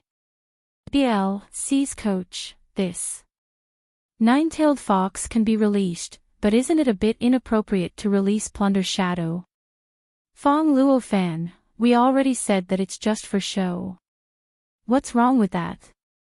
If you want to release them, then release them all. BL C's coach, you guys release Sword Burial, we'll release Nine-Tailed Fox. It's fair for each team to release one, right? Fong Luo fan, yes, yes, yes. It's fair for each team to release one, so release Plunder Shadow. Isn't it fairer for each team to release one jungler? BLC's coach, that won't do. Look, your Jing Yu knows how to use Sword Burial, but our Yen doesn't use Plunder Shadow. If we release Plunder Shadow and you guys steal Sword Burial, wouldn't that be awkward? Fong Luo fan, that won't happen. Jing Yu won't try to steal Sword Burial when his Shadow Plunder is released. Don't worry about that. BLC's coach, where's Qin Fei? This kid is really good at Sword Burial. Fong Luo fan, ha, can't I just tell him not to snatch the Sword Burial? Didn't you say you just fight for fun? Why are you being so serious? BLC's coach, it's hard to say. It's not the first time that you PGs have done this. If we fall out now, it will damage the friendship between our brotherly teams. Fong Luo fan, if you don't want to play, then play seriously. BO7, best of 7. Are you afraid that you won't be able to catch up? Balk's coach, that makes sense. Then, in the first match that afternoon, Ball C made the first move and gave the last ban to Fleeting Shadow. PG easily banned Sword Burial. Fong Luofan's heart didn't waver. He even wanted to laugh, he knew it would turn out like this. The 3 bans on both sides were PG, Undying, Moonshade Spider, Sword Burial BL. C, Realm God, Nine-Tailed Fox, Fleeting Shadow. Then, Ball C snatched the first ban from Kamal. Isn't this supposed to be a friendly match? Yi Hong said as he helped Luo Yiming to ban Dark Cupid. Qin Fei locked onto Lilith. You really believe that? We can play friendly matches with other teams, but forget about Ball C. Hanling shrugged. With Li Yan's personality, do you think he'll go easy on us? Luo Yiming, ha, our Jing Yu won't allow us to go easy on them either. Jing Yu, yeah, we're in the finals. Of course we have to win and get the trophy. While they were talking, Ball C locked onto Azrael and Kwanggu. PG had a bad feeling about the 2 monsters with high HP in defense, but they still locked onto Scarlet Fury and Sarier as planned. Then, Ball C locked onto Satan and Wanmi Liuhua, while PG locked onto Heart of Ice. The final lineups of both sides were PG, Lilith, Scarlet Fury, Dark Cupid, Sarier, Heart of Ice. Ball C, Kwanggu, Satan, Azrael, Wanmi Liuhua, Kamal. After the internal swap of monsters, Jing Yu confirmed Ball C's lineups again. He finally understood why he had a bad feeling. Did Ball C use this lineup in the morning match? Yeah, Qin Fei confirmed. It was the last match against God. Luo Yiming, fuck. They won't use God's strategy against us, right? Yi Hong, maybe. Jing Yu was silent for a moment. 1 second before his character entered the battlefield, he gave the order, push the middle tower. Ha! Yi Hong didn't understand. Jing Yu, everyone gather in the middle lane and push the middle tower. Tanghua, the International Invitational Tournament has finally reached its final match. The 2 finalists are PG and Ball C. Look at them fighting for the trophy. There's no pressure at all, right? A ban, that's right. No matter which of these 2 battle teams becomes the champion, I can accept it. Tanghua, as we can see, Ball C gave red to Wanmi Liuhua and blue to Li Yan's Kamal. Blue to the jungler. A ban was surprised.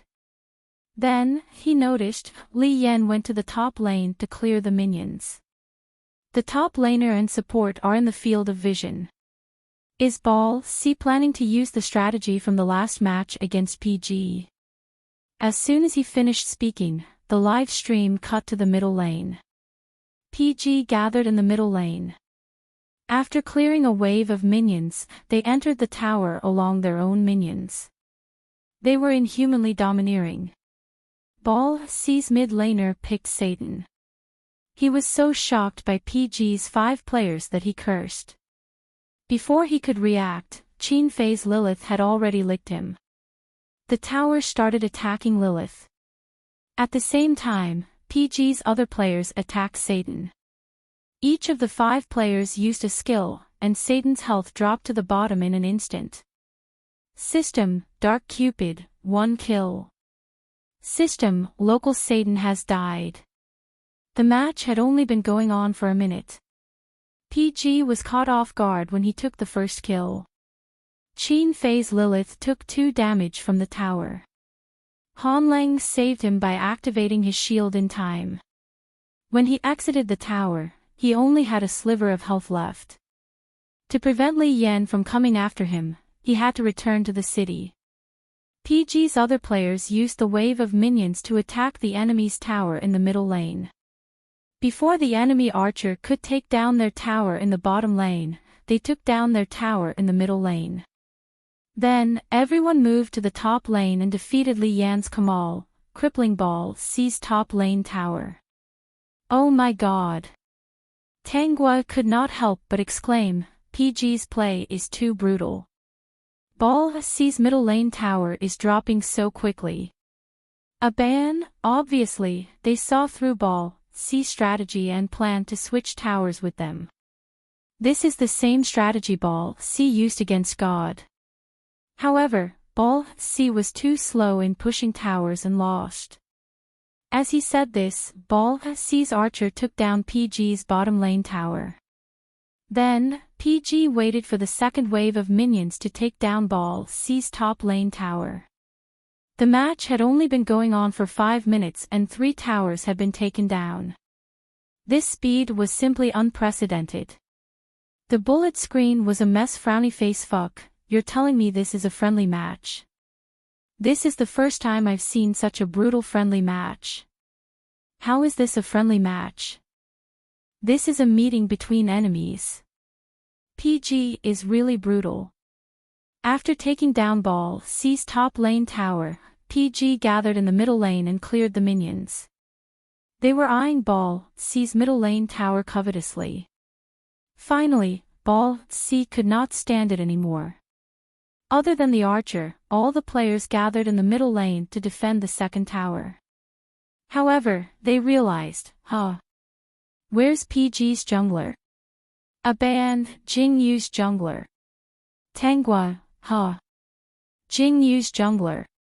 While both sides were entangled in the middle lane, Jing Yu's Heart of Ice infiltrated Ball C's jungler and stole the purple demon and a few minions. Ball C did not stop him. Instead, he let his archer take down PG's bottom lane tower. In the end, PG's bottom lane tower fell first. Then, Jing Yu's Heart of Ice reached level 6 and cut in from behind Ball C's middle lane tower. He froze Ball C's 4 players with his ultimate skill and killed them all. System, Dark Cupid, 1 kill. System, enemy Satan has been killed. System, Dark Cupid, double kill. System, enemy Azrael has been killed. System, Dark Cupid, triple kill. System, enemy Quangu has been killed. Luo Yiming's Dark Cupid dealt extreme damage and obtained a triple kill. Jing Yu's Heart of Ice took most of the damage from the tower and sacrificed himself heroically. During this process, Li Yan realized that things were not going well and used Blink to escape. Chin Fei's Lilith used Blink to take away his remaining health. Then, he was killed by the tower. System, Kamal, 1 kill. System, Heart of Ice has been killed. System, Lilith, 1 kill. System, enemy Kamal has been killed.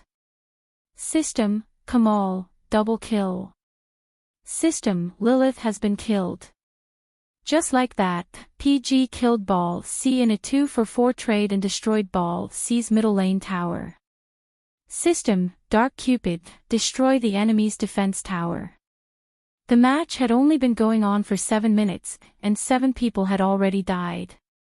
That was an average of 1 person per minute. This terrifying speed shocked everyone. Isn't this battle too intense? Tangguo couldn't help but exclaim.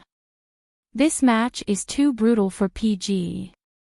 It's a style that kills 1,000 enemies but also kills 800 of their own. They're in a hurry. Aban explained. They're probably trying to take down Ball C's 3 towers in the middle lane before Ball C's archers have fully developed.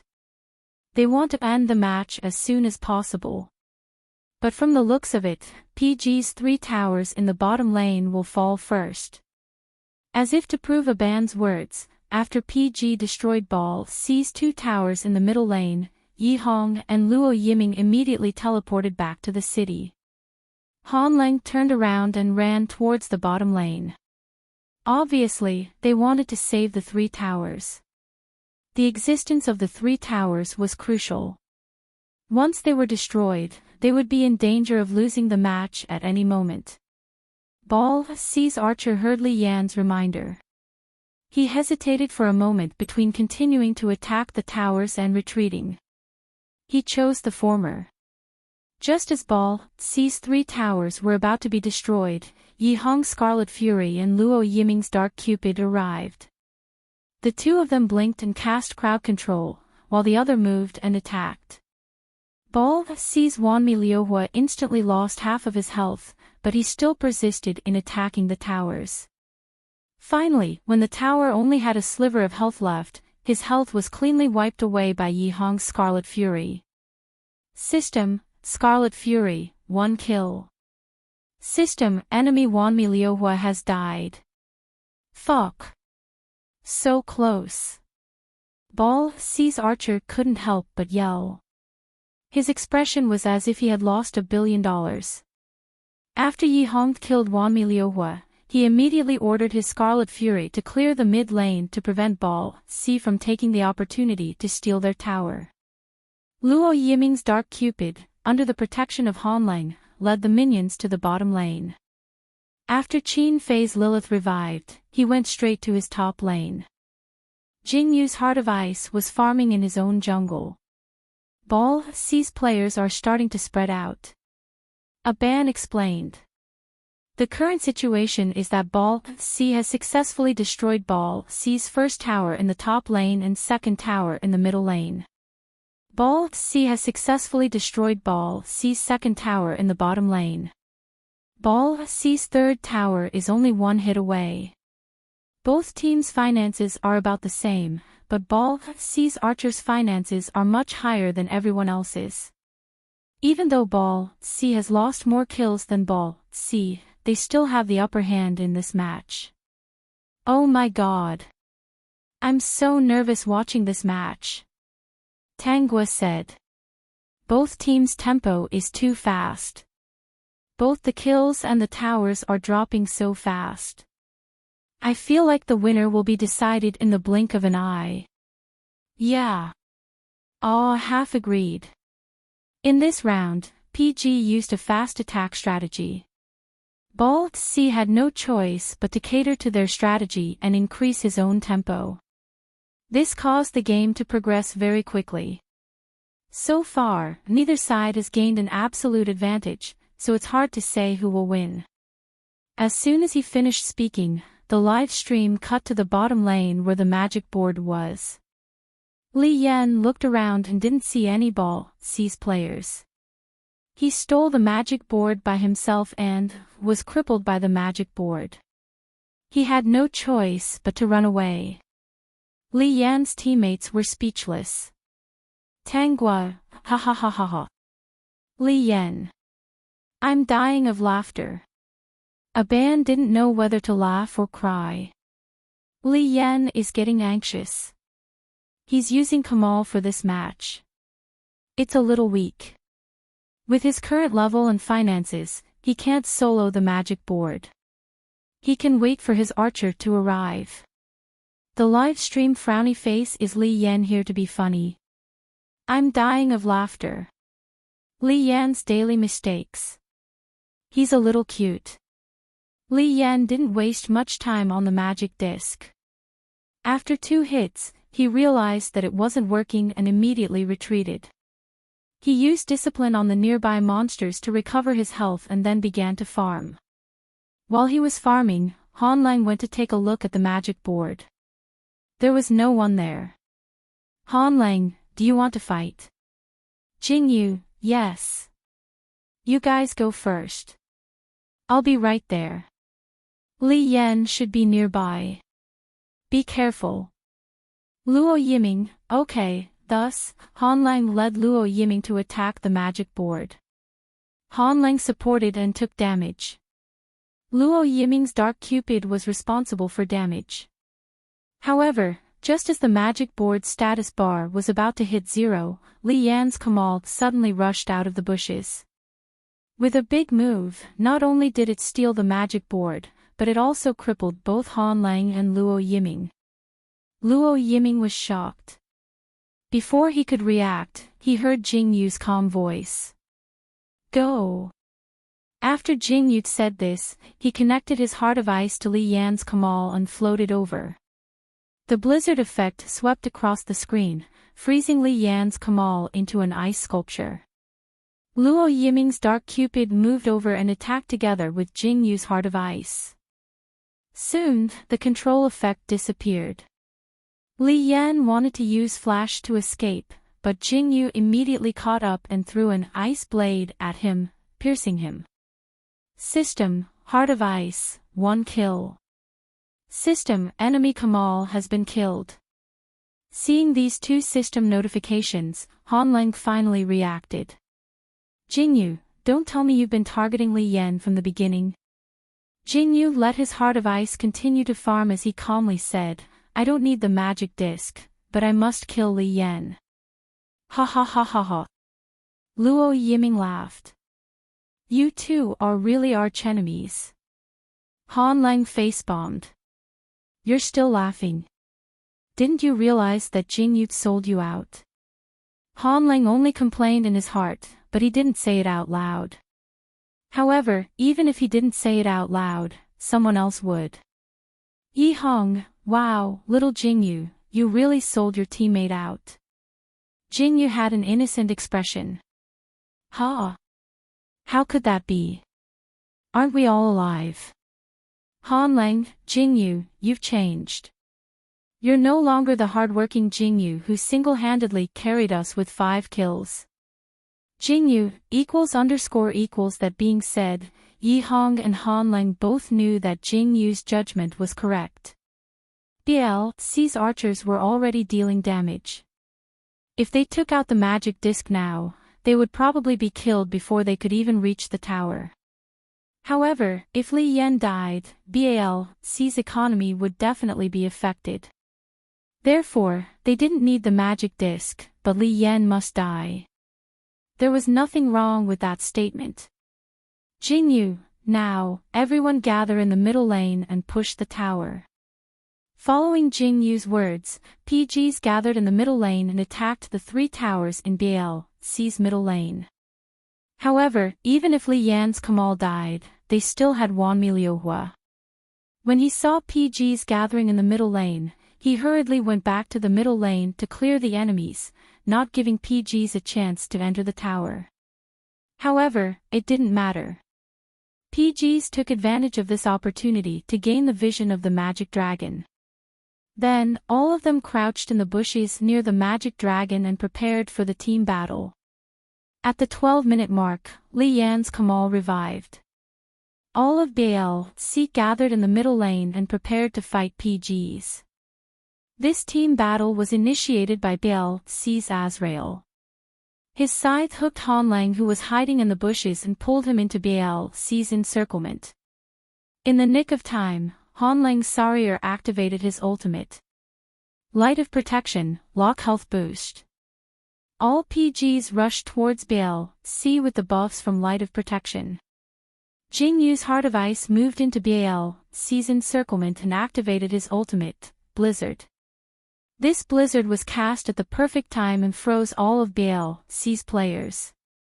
However, BLC was prepared. All of them dispelled their crowd control and counterattacked. However, while they were dispelling their crowd control, Yi Hong's Scarlet Fury came down on them. At the same time, he aimed his second skill at Li Yan's Kamal, immobilizing him. Luo Yiming's Dark Cupid also rushed towards Kamal and killed him in a matter of minutes.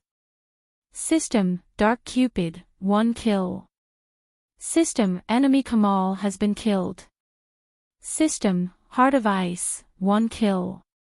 System, enemy Wanmi Liuhua has been killed.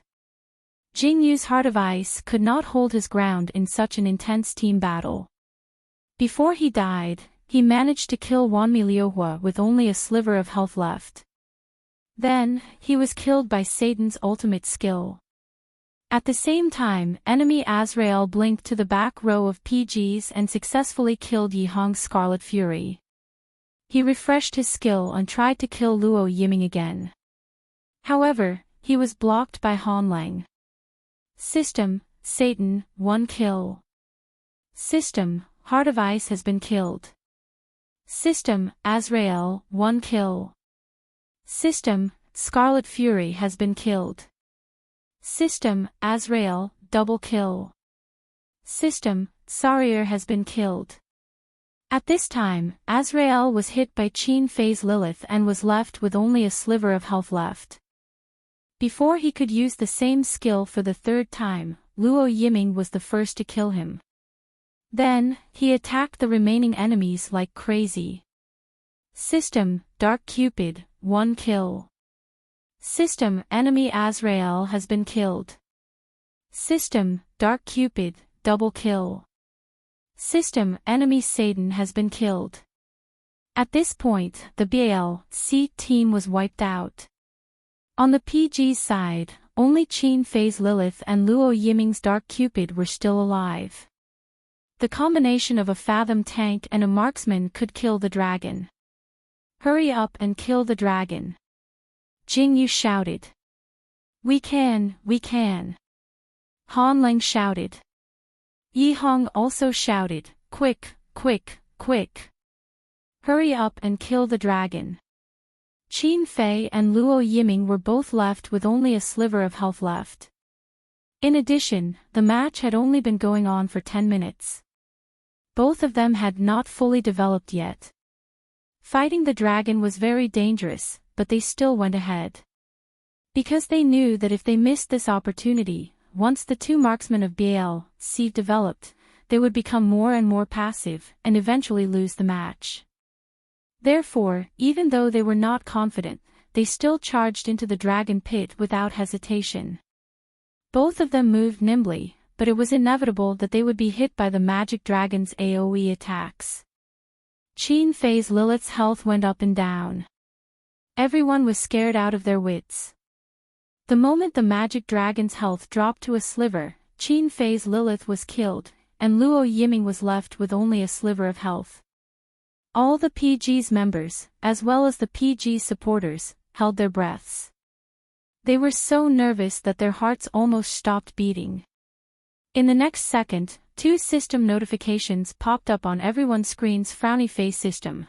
Dark Cupid has conquered the magic dragon.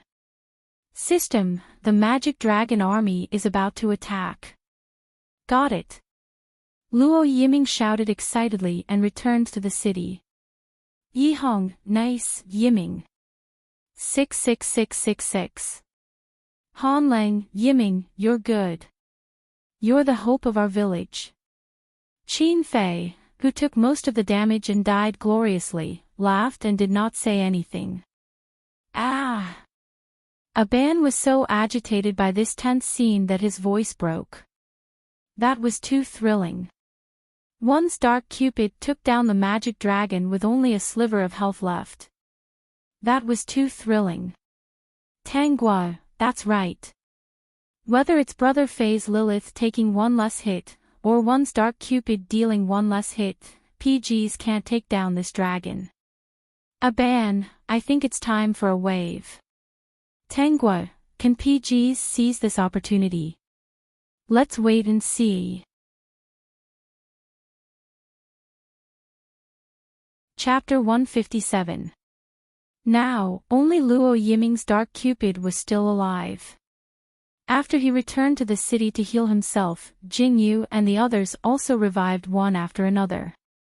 Take down the third tower directly. Following Jingyu's words, all the PGs gathered in the middle lane and attacked the third tower in the middle lane of Ball C. This was the nth time they had tried to take down Ball C's third tower. However, unlike the previous times, this time, they had the Magic Dragon army. However, when they arrived at the third tower in the middle lane, all the players in Ball C had revived and cleared out the minions that were about to enter the tower as quickly as possible, not giving them a chance to enter the tower at all. The first wave of Magic Dragon army didn't help the PGs in taking down the third tower in the middle lane, but it helped them take down Ball C's second tower in the middle lane. Then, when the second wave of Magic Dragon army arrived, Qin Fei's Lilith revived and followed the minions to the third tower in the middle lane. Qin Fei, you have all the big moves, right? Jingyu, yes.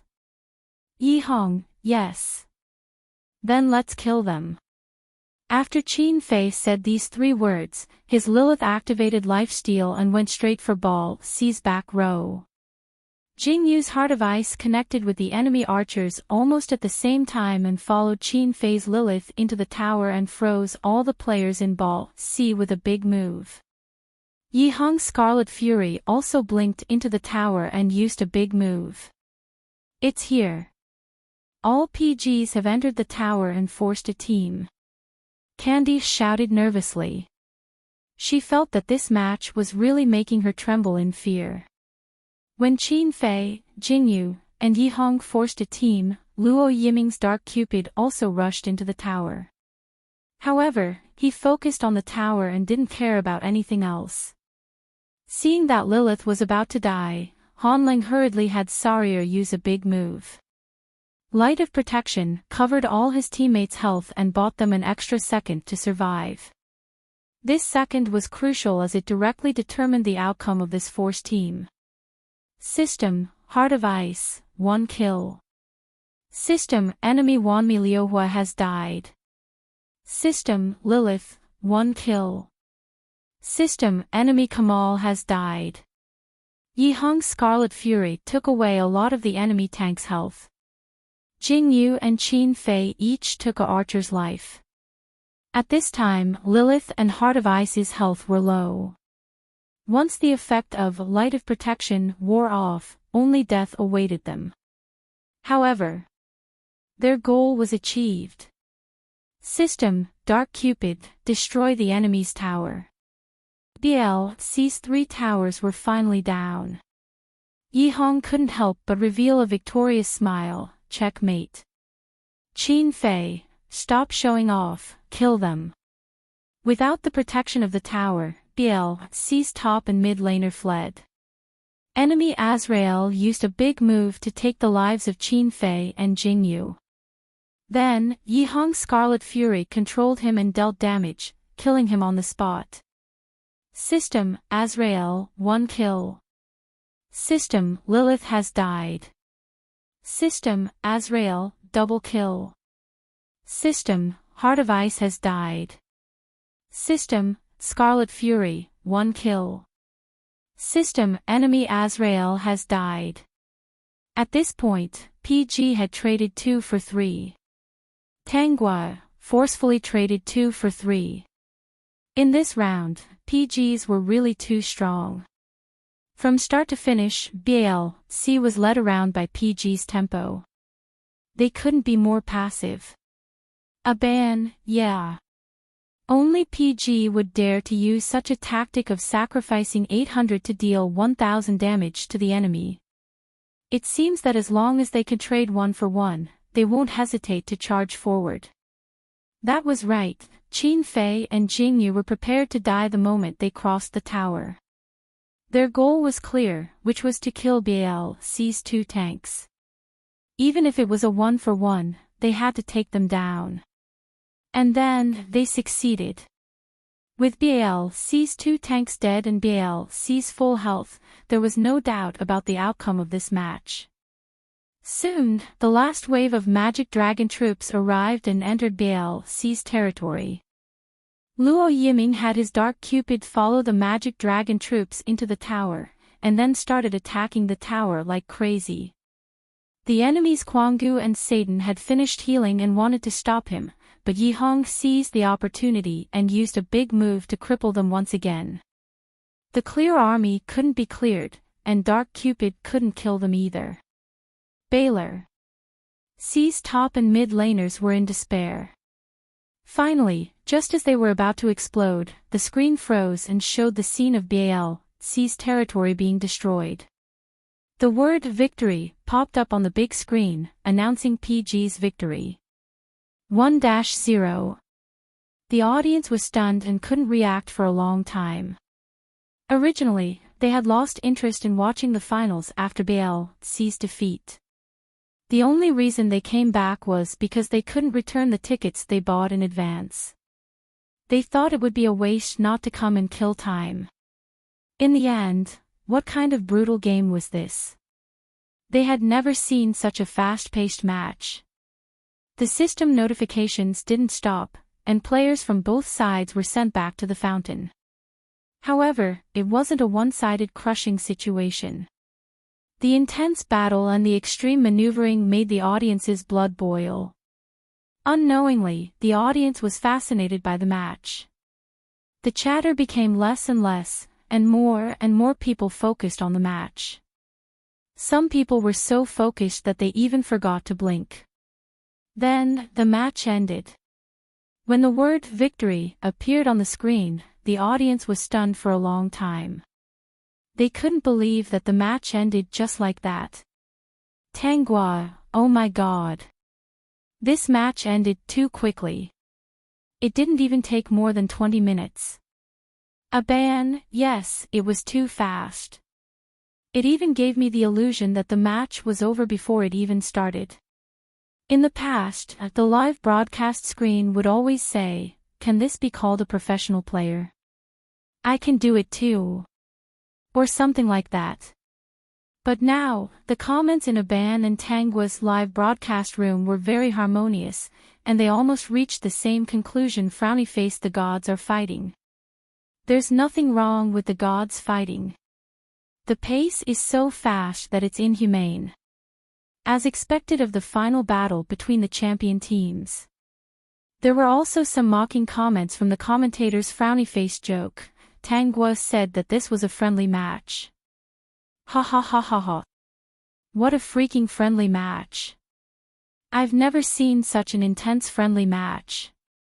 Aban and Tanghua turned a blind eye to these mocking comments. After praising PG and BLC for a while, they finally found their rationality and said something professional. Aban, in this match, BLC obviously wants to use God's playstyle to deal with PG and let the main C develop and lead the team. PG's response is to attack quickly and end the match quickly before BLC's main C develops. Their goal is very clear, which is to push towers. If they can push down all their towers in the middle lane before BLC's main C develops, then they will have a very big advantage.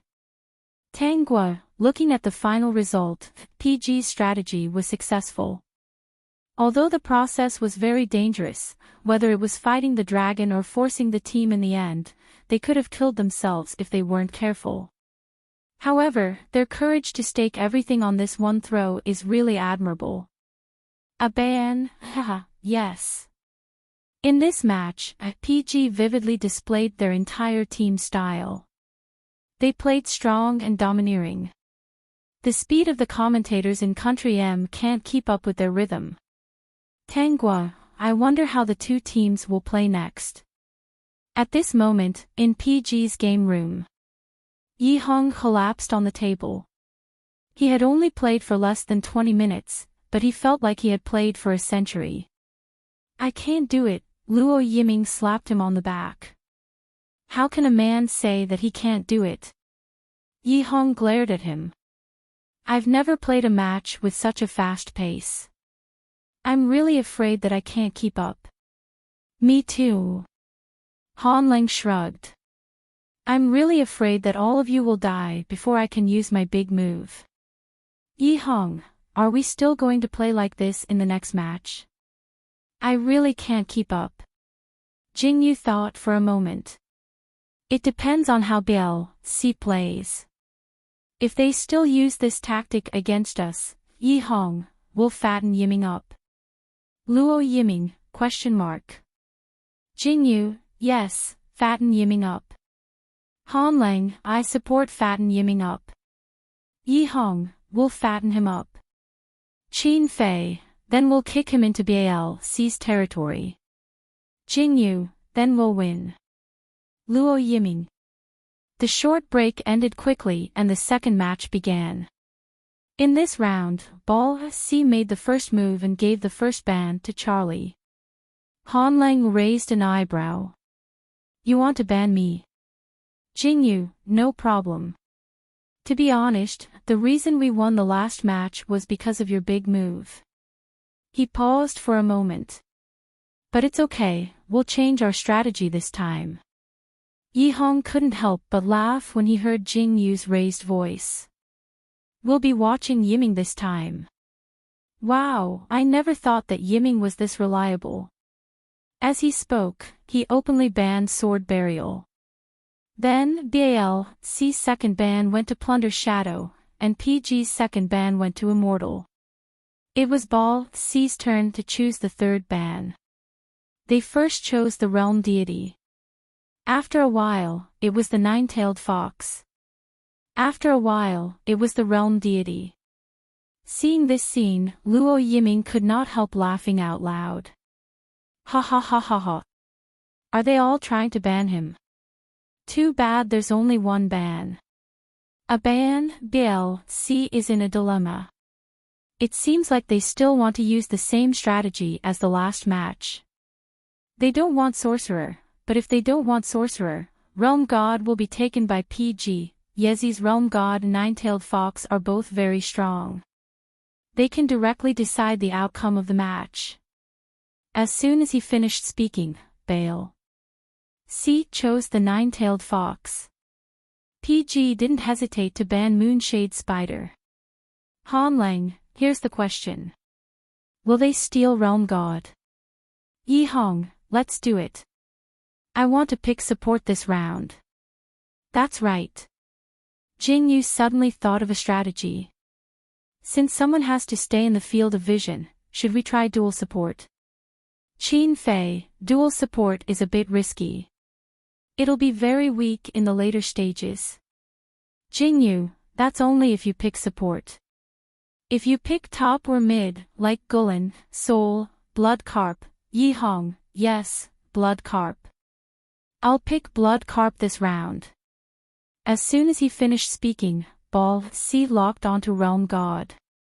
As expected, they didn't dare to pick Realm God on Yi Hong. Yi Hong had already expected this, so he didn't care. PG's first position instantly locked onto Dark Cupid. In the second position, he hesitated between Heart of Ice and Lilith before finally locking onto Lilith. Actually, BL/C wasn't likely to pick either of these two monsters. Jingyu wanted to see what jungler Li Yan would pick. If he picked Bladeless Man, Jingyu would consider picking Flower Petal of Datura, which had higher HP. As expected, BL/C immediately locked onto Bladeless Man and Centaur. PG also locked onto Flower Petal of Datura and Gulen based on BL/C's lineup. BL/C's last two positions were Kwanggu and Azrael. PG's last position instantly locked onto Blood Carp. Blood Carp. Tangguo was surprised. She didn't expect PG's last position to pick such a buffing monster. A ban, locking onto Blood Carp while locking onto Gulen. I feel like Blood Carp should be a mid laner. Tangguo, huh? This is Yezi's first time using Blood Carp, right? How is Blood Carp going to play against Realm God? A ban, PG is causing trouble every day. Let's watch the competition quietly before the two sides start to line up. After a while, both sides adjusted their order and entered the battlefield. Their final lineups for the second round were PG, Lilith, Blood Carp, Dark Cupid, Gulen, Flower Petal of Datura Bal. C. Kwangu, Realm God, Centaur, Azrael, Bladeless Mane. In the beginning, they still helped each other get buffs. However, this time, both sides gave all their mana to the jungler. Then, both sides' top laners, mid laners, and supports all stood in the field of vision and threw skills at each other. The jungler and archer cleared the jungler. This is, Tangua thought she saw wrongly. This round, PG is using the same strategy as BL, C. Aban, I can see that the strategy used in the previous round consumed a lot of PG's mana, so they can't use the same method to win again. After Li Yan realized that PG was using the same strategy as them, he had no choice but to rush his Bladeless Man to the bottom lane in an attempt to restrict Luo Yiming's development. However, Jingyu rushed to the bottom lane almost at the same time. After the two of them fought for a while, both of them retreated with low HP. Both sides cleared the jungler at the same speed, but their economy couldn't close the gap. At the 8th minute, BL, C's top laners, mid laners, and supports worked together to gank Qin Fei's Lilith. Qin Fei's Lilith moved nimbly under the tower and killed BL, C's top laners and mid laners. He even chased away the support with low HP. He was inhumanly domineering. Qin Fei, you want to catch me? Yi Hong, pft. Brother Fei, you're too cruel. Because of this wave of counterattacks, BL, C's economy was suppressed. In the end, Luo Yiming's Dark Cupid was able to forcefully fight BL, C's archer and kill him even though he had a one-piece lead. Jingyu immediately rushed his Flower Petal of Datura to the bottom lane, but he was still a step too late.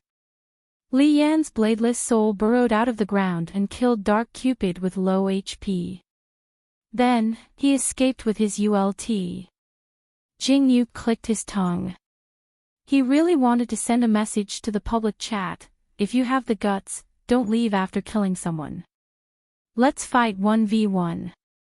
Both sides' archers died one after another, but their economy was still in the lead.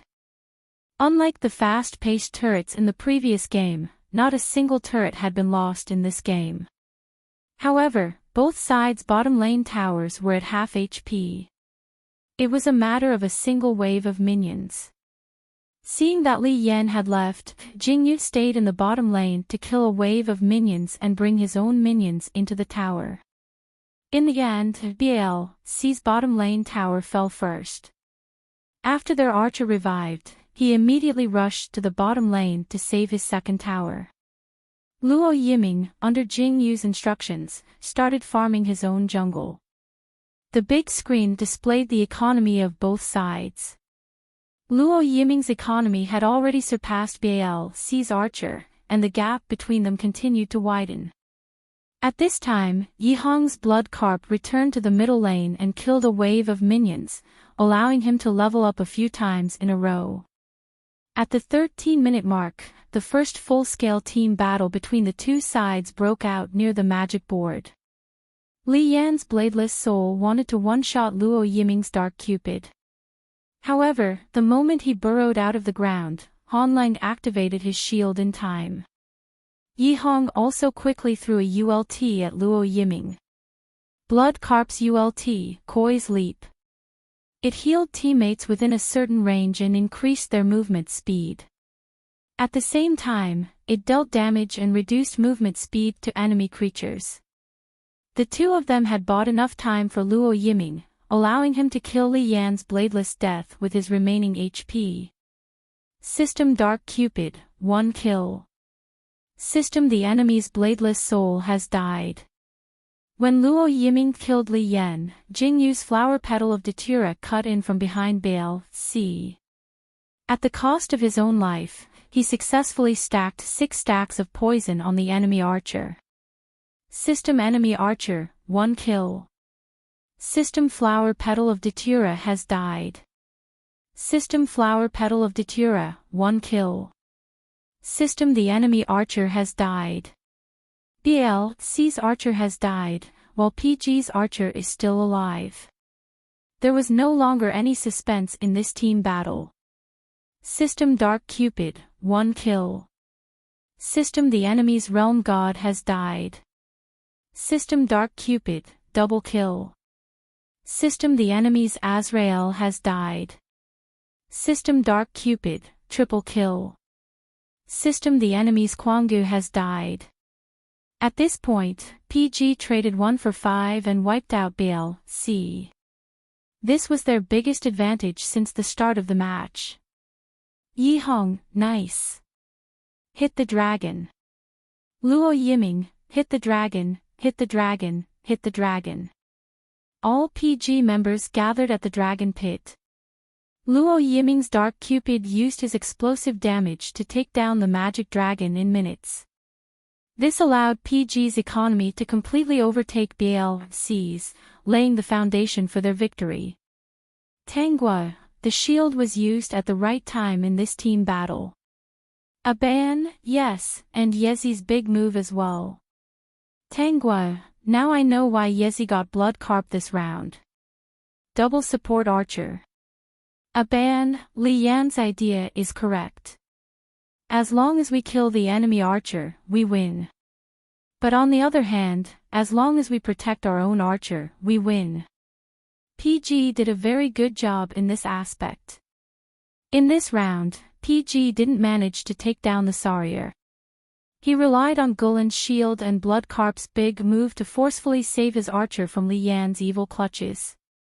This directly determined the final outcome of the team battle. After PG got the Magic Dragon, he followed the Magic Dragon army and took down BLC's 3 towers. At this time, Luo Yiming's Dark Cupid had fully developed. The speed at which he took down towers was so fast that it made people's scalps tingle. If he could take down towers that fast, then there was no need to mention killing people. Another team battle broke out at the border of BLC's territory. Luo Yiming wiped out BLC with a pentacle, not giving BLC a chance to retaliate.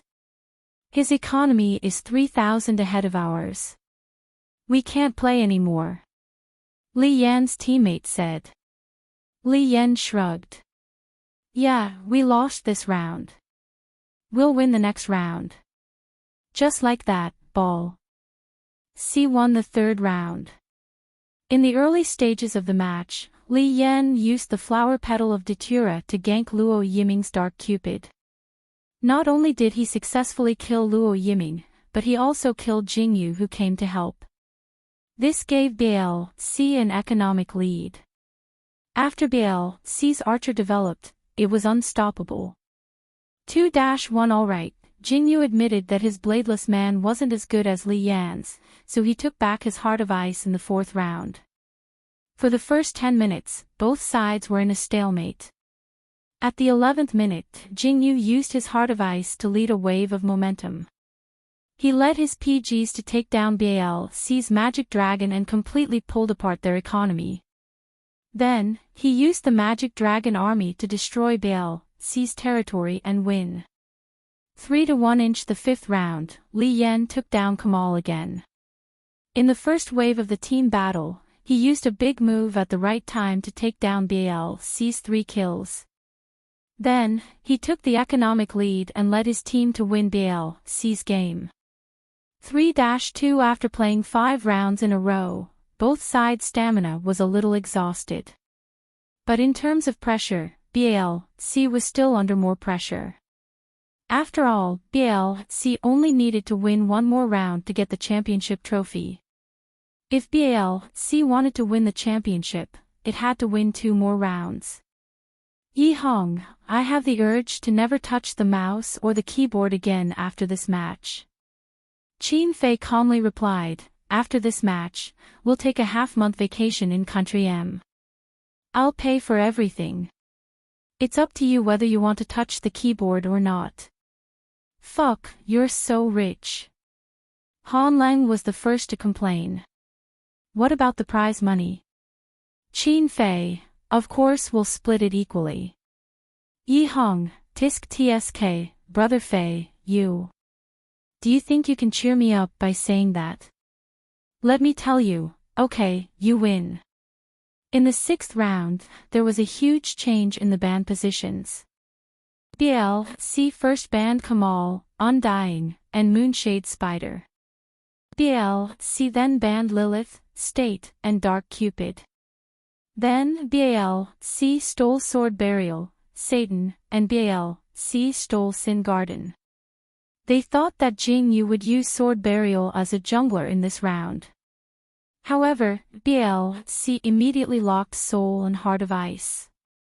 Sword Burial was the top laner. However, BLC also got Flower in the Mirror as he wished. He planned to use the combination of Sin Garden and Flower in the Mirror to decide the winner of this match.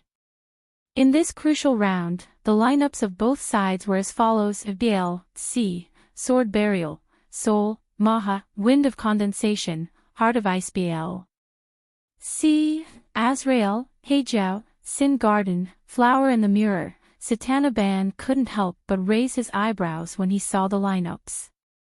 BLC got 2 archers in this round. Tanghua, BLC has Sin Garden and Flower in the Mirror as the bottom laner. Based on the lineups alone, I feel like BLC has the advantage. A ban, it's hard to say. It depends on what strategy both sides are going to use. If BLC still wants the support to stay out of sight, then Sin Garden will be under a lot of pressure. As expected, BLC's Flower in the Mirror didn't stay out of sight. Instead, he stayed by his archer's side. On BLC, Luo Yiming wasn't alone either. However, his support wasn't Han Lang's Wind of Condensation. Instead, it was Yi Hong's Soul. Did Yi Hong and Han Lang switch positions? No. Han Lang's Wind of Condensation was facing BLC's Azrael in the top lane. Meanwhile, Qin Fei's Sword Burial was in the middle lane. Sword Burial is in the middle. Aban and Tanghua exclaimed at the same time. They couldn't believe it. When BLC's mid laner saw that his opponent was Qin Fei's Zhang Jian, he was so scared that he almost missed a soldier. BLC hadn't played against Ori before, so he hadn't experienced the terror of Sword Burial. However, it didn't matter. They would experience it soon enough.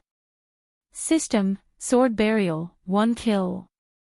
System, enemy Heijiao has been killed. Ever since Qin Fei's Sword Burial refreshed, these 2 system notifications kept popping up on the screen. This made BLC's mid laner feel the terror of being dominated by Sword Burial. This was the first time Qin Fei had walked into the middle lane in an official match. His opponent's mid laner was devastated. He couldn't help but feel sorry for his own top laner. Only when they played against each other could they truly understand, Qin Fei, this bastard, was really fucking terrifying. In the end, BLC's mid lane was destroyed in the 6th match. BLC's team ended with BLC stealing the Magic Dragon. Once BLC stole the Magic Dragon, BLC's team wouldn't give BLC any chance to turn the tables. They directly pushed into BLC's territory and destroyed it to obtain the final victory. 4-2 BLC won. After this round, whether it was PG or BLC players, all of them collapsed on the table. I'm dead. Yi Hong said weakly. He felt like it was a miracle that he was able to last through 6 matches. Towards the end, he felt like he had lost his ability to think. He did whatever Jing Yu told him to do. He was no different from a robot. Jing Yu smiled. It's okay. We won. Tanghua, ah. BLC won. Congratulations to BLC for winning the first international invitational tournament. Ah bah, this is the first time our country has won a championship in an international competition. Let's congratulate BLC. Congratulations to BLC for being the runner-up. Tangua, thank you to both teams for giving us such an exciting match. We didn't stay up all night to watch and commentate in vain. Aban, ha ha ha. My biological clock has been completely turned upside down these past few days. I don't know how long it will take for me to adjust back. Tangua, now I can finally sleep in peace. Aban, yeah. In a few days, both teams will be back in China. Tangua, looking forward to it. The next morning, BLC's official Weibo account posted BLC, the first international invitational tournament is finally over. Congratulations, Sleep V is Jingyu, not a salted fish, Yezi V in the C position. Your Team 3H has won the finals. In order to celebrate this unprecedented victory, our club has decided to organize a free tour of M country to celebrate. Tell me, are you guys happy? Fans. What? No, when are you guys coming back?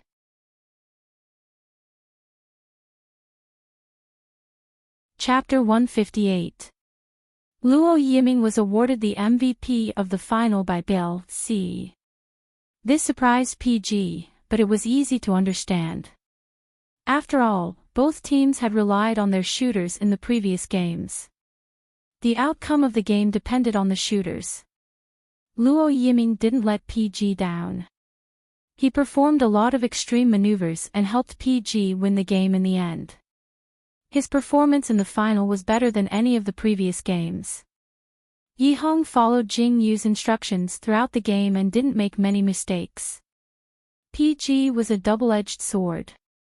In the final game, they finally pointed their blades at BLC.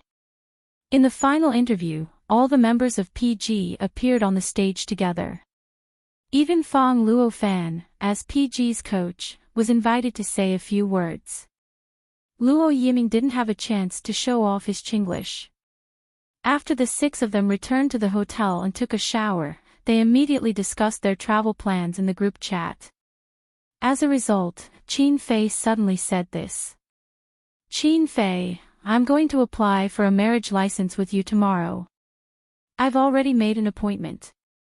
Luo Yiming, what the fuck? So soon. Yihong, you said you were going to take us on a trip because you wanted to get married to Jingyu and have a honeymoon? Hanlang, then here's the question. Will Jingyu wear a suit or a wedding dress? Luo Yiming, a wedding dress. I can't imagine Brother Fei wearing a wedding dress. Yihong, actually, we can all wear suits, but I support Jingyu wearing a wedding dress. Hanlang, I also vote for the wedding dress. Jingyu, == of course, they had to let their parents know about their marriage. After Jiao Shi and Qi Xian heard about it, they flew to M country overnight to help them prepare for the wedding. While helping Jingyu choose his wedding dress, Jiao Shi asked tentatively, "Can I try it on?" Jingyu was stunned for a moment. Before he could respond, Qi Xian smiled and said, "If you want to try, then try." Jiao Shi had never worn a wedding dress in her life, let alone hold a wedding. However, she had no intention of getting married. Now that she mentioned it, it was probably because she felt that the wedding dress was very beautiful and wanted to try it on and take a photo as a memento. When Jiao Shi went to change into the wedding dress, Qi Xian winked at Jingyu. "You want to try it on too?" Wedding dress. Jingyu, Qi Xian said, "Cici will be happy this way too." Jingyu, is that true? Just as he was about to nod in agreement, Qin Fei, who had changed into a suit, rushed over and hugged Jingyu's waist. He frowned and looked at his mother. "TSK, as soon as I left, you encouraged me to wear women's clothes." Qi Xian rolled her eyes at him on the spot. "What's so good about two men wearing suits? How can we not make a good impression on a wedding that might only be held once in a lifetime? I don't count on you. It's rare that your Jingyu is good-looking. How can you deprive him of the opportunity to amaze everyone?" Qin Fei. I can't win against you. I only know that this is our wedding. We have the final say in what we wear. Qi Xian, hey, you brat, I can't pretend that I didn't hear what you said. I gave birth to you and raised you. If I didn't agree, would you be able to marry Jingyu? I left my work and came all the way here. Okay. Qin Fei helplessly interrupted her. He really didn't know what to do with her. I admit that I said something wrong just now, but let Jingyu decide what to wear at the wedding. He is my other half, so I respect his choice. If he doesn't want to wear a wedding dress, it's useless no matter what you say. Qi Xian raised her eyebrows and was trying to persuade Jingyu when the door of the fitting room suddenly opened.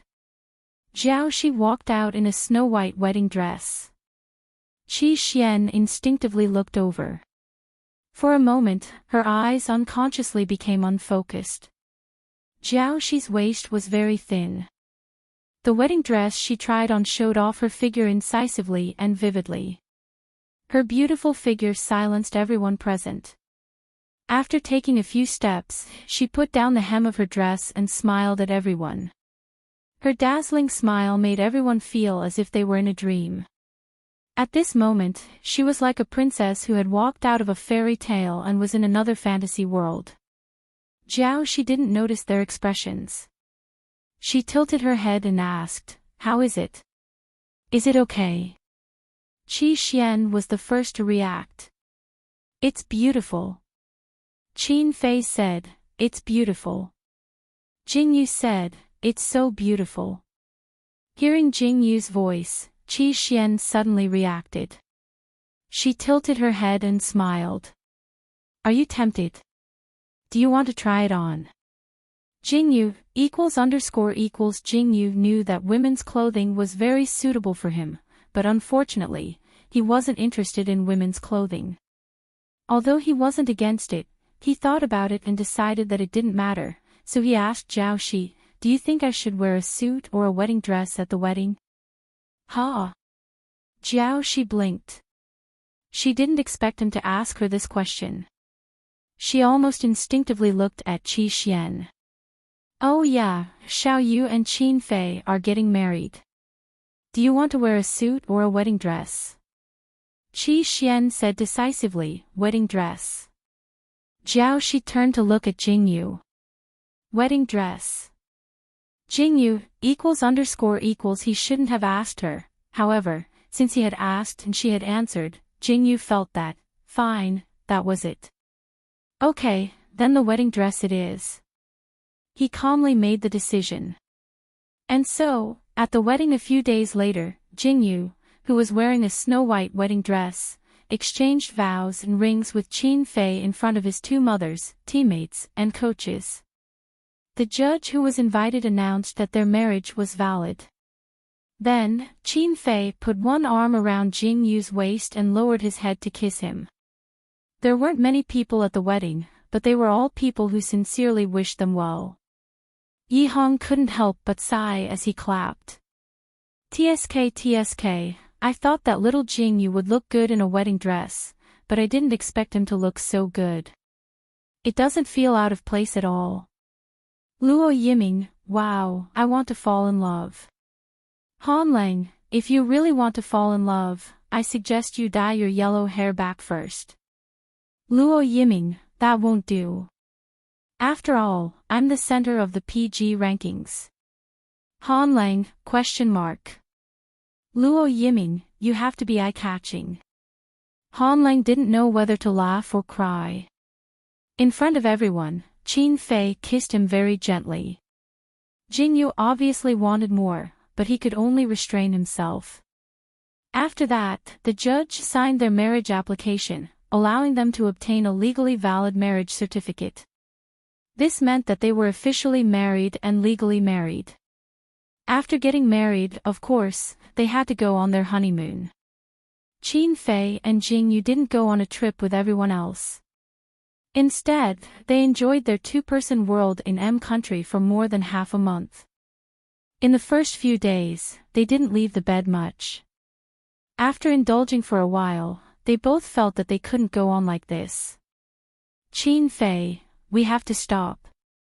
If we continue like this, we'll die. Jingyu hugged Qin Fei's arm and rubbed his head intimately on his shoulder twice. Okay, then, the two finally turned on their normal travel mode and had a good time in M country. At the same time, they also showed their faces in the live broadcast room. Hello everyone, I'm Jingyu. Jingyu held the live broadcast device in his hand and looked at the camera on his phone as he walked. I haven't been playing games recently, but I still have to make up for the length of the live broadcast. Jingyu, is it really okay for you to be so honest? I just want to know when you're coming back to China. Hubby, I miss you. Come back quickly. Jingyu was about to reply when Qin Fei pulled him back. Then, Qin Fei's deep voice sounded. Don't look at your phone when crossing the road. Hey.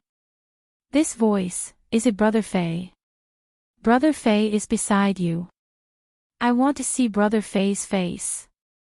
I want to see Brother Fei's face. Oh, you're only allowed to take a look, Jingyu said and tilted the live broadcast device so that he and Qin Fei could both enter the screen. Qin Fei noticed and clicked his tongue. He pulled Jingyu across the road safely and said, I told you not to look at your phone when crossing the road. If you do this again, I'll confiscate your phone. Jingyu, okay, ha. Jingyu is so obedient, Brother Fei is still as domineering as ever. Why do I feel that it's a little sweet? You two should get together quickly. Seeing this comment, Jingyu blinked. After hesitating for a moment, he pulled Qin Fei's clothes. Brother Fei. Qin Fei stopped in his tracks and looked back at him. What's wrong? Jingyu, can you lower your head? Qin Fei raised his eyebrows and glanced at the screen. He knew what Jingyu wanted to do and smiled helplessly. In the end, he did as Jingyu wished and lowered his head. Then, Jingyu leaned forward and kissed him on the lips. What the fuck? It was a light kiss, but it was enough to explain everything. Jingyu looked back at the camera and smiled slyly. As everyone can see, we're together.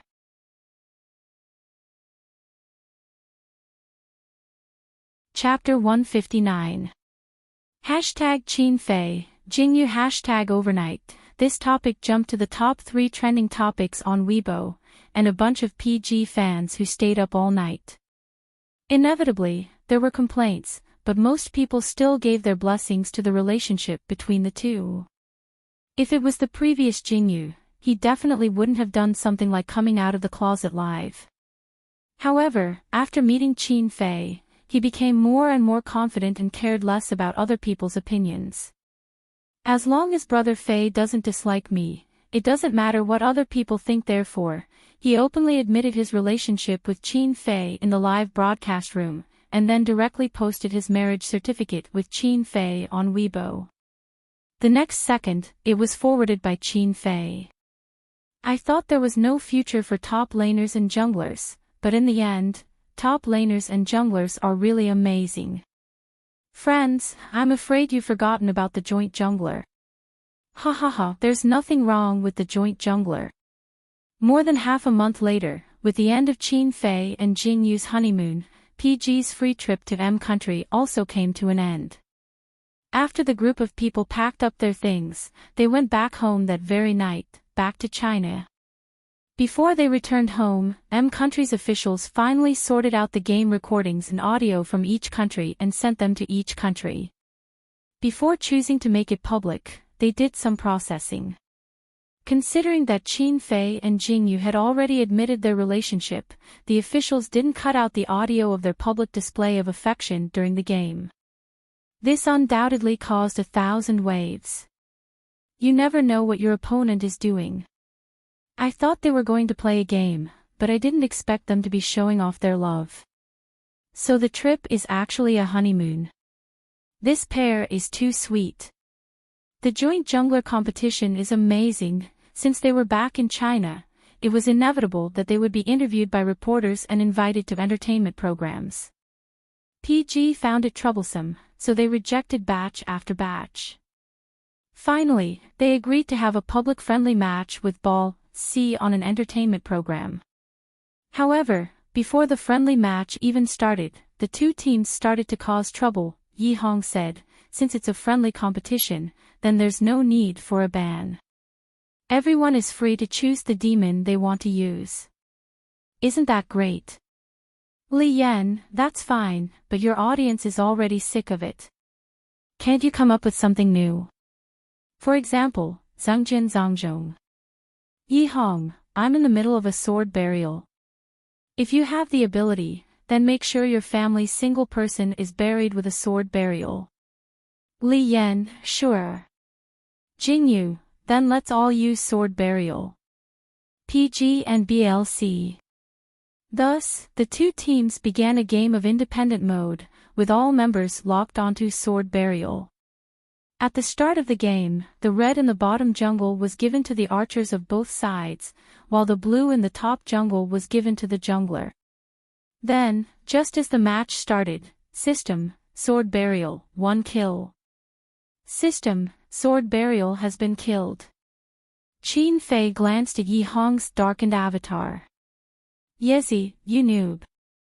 Yi Hong, "Fuck." Li Yan is in the middle. On Ball C's side, Li Yan's sword burial was clearly a retribution, but in the middle lane, he was able to kill Yi Hong in a matter of minutes. Of course, the PG was not convinced. Jingyu immediately sent his Zhong sword to the top lane. After killing the opponent's solo laner with Qin Fei, they went into the jungle and found the mid laner to kill. "Li Yan, you're using the jungle to link up again. Do you have any shame?" As he spoke, he also sent a message in the chat box. Qin Fei immediately typed a reply, "Who cares?" Li Yan, "Wow, my jungle. You make it sound like it's yours."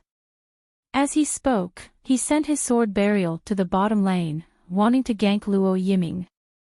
He didn't expect Luo Yiming's sword burial to be so good. After dodging his attacks, he counterattacked under Hanlang's protection. "Hanlang, use a skill." Luo Yiming, "Huh." "Hanlang, use a skill." "A skill.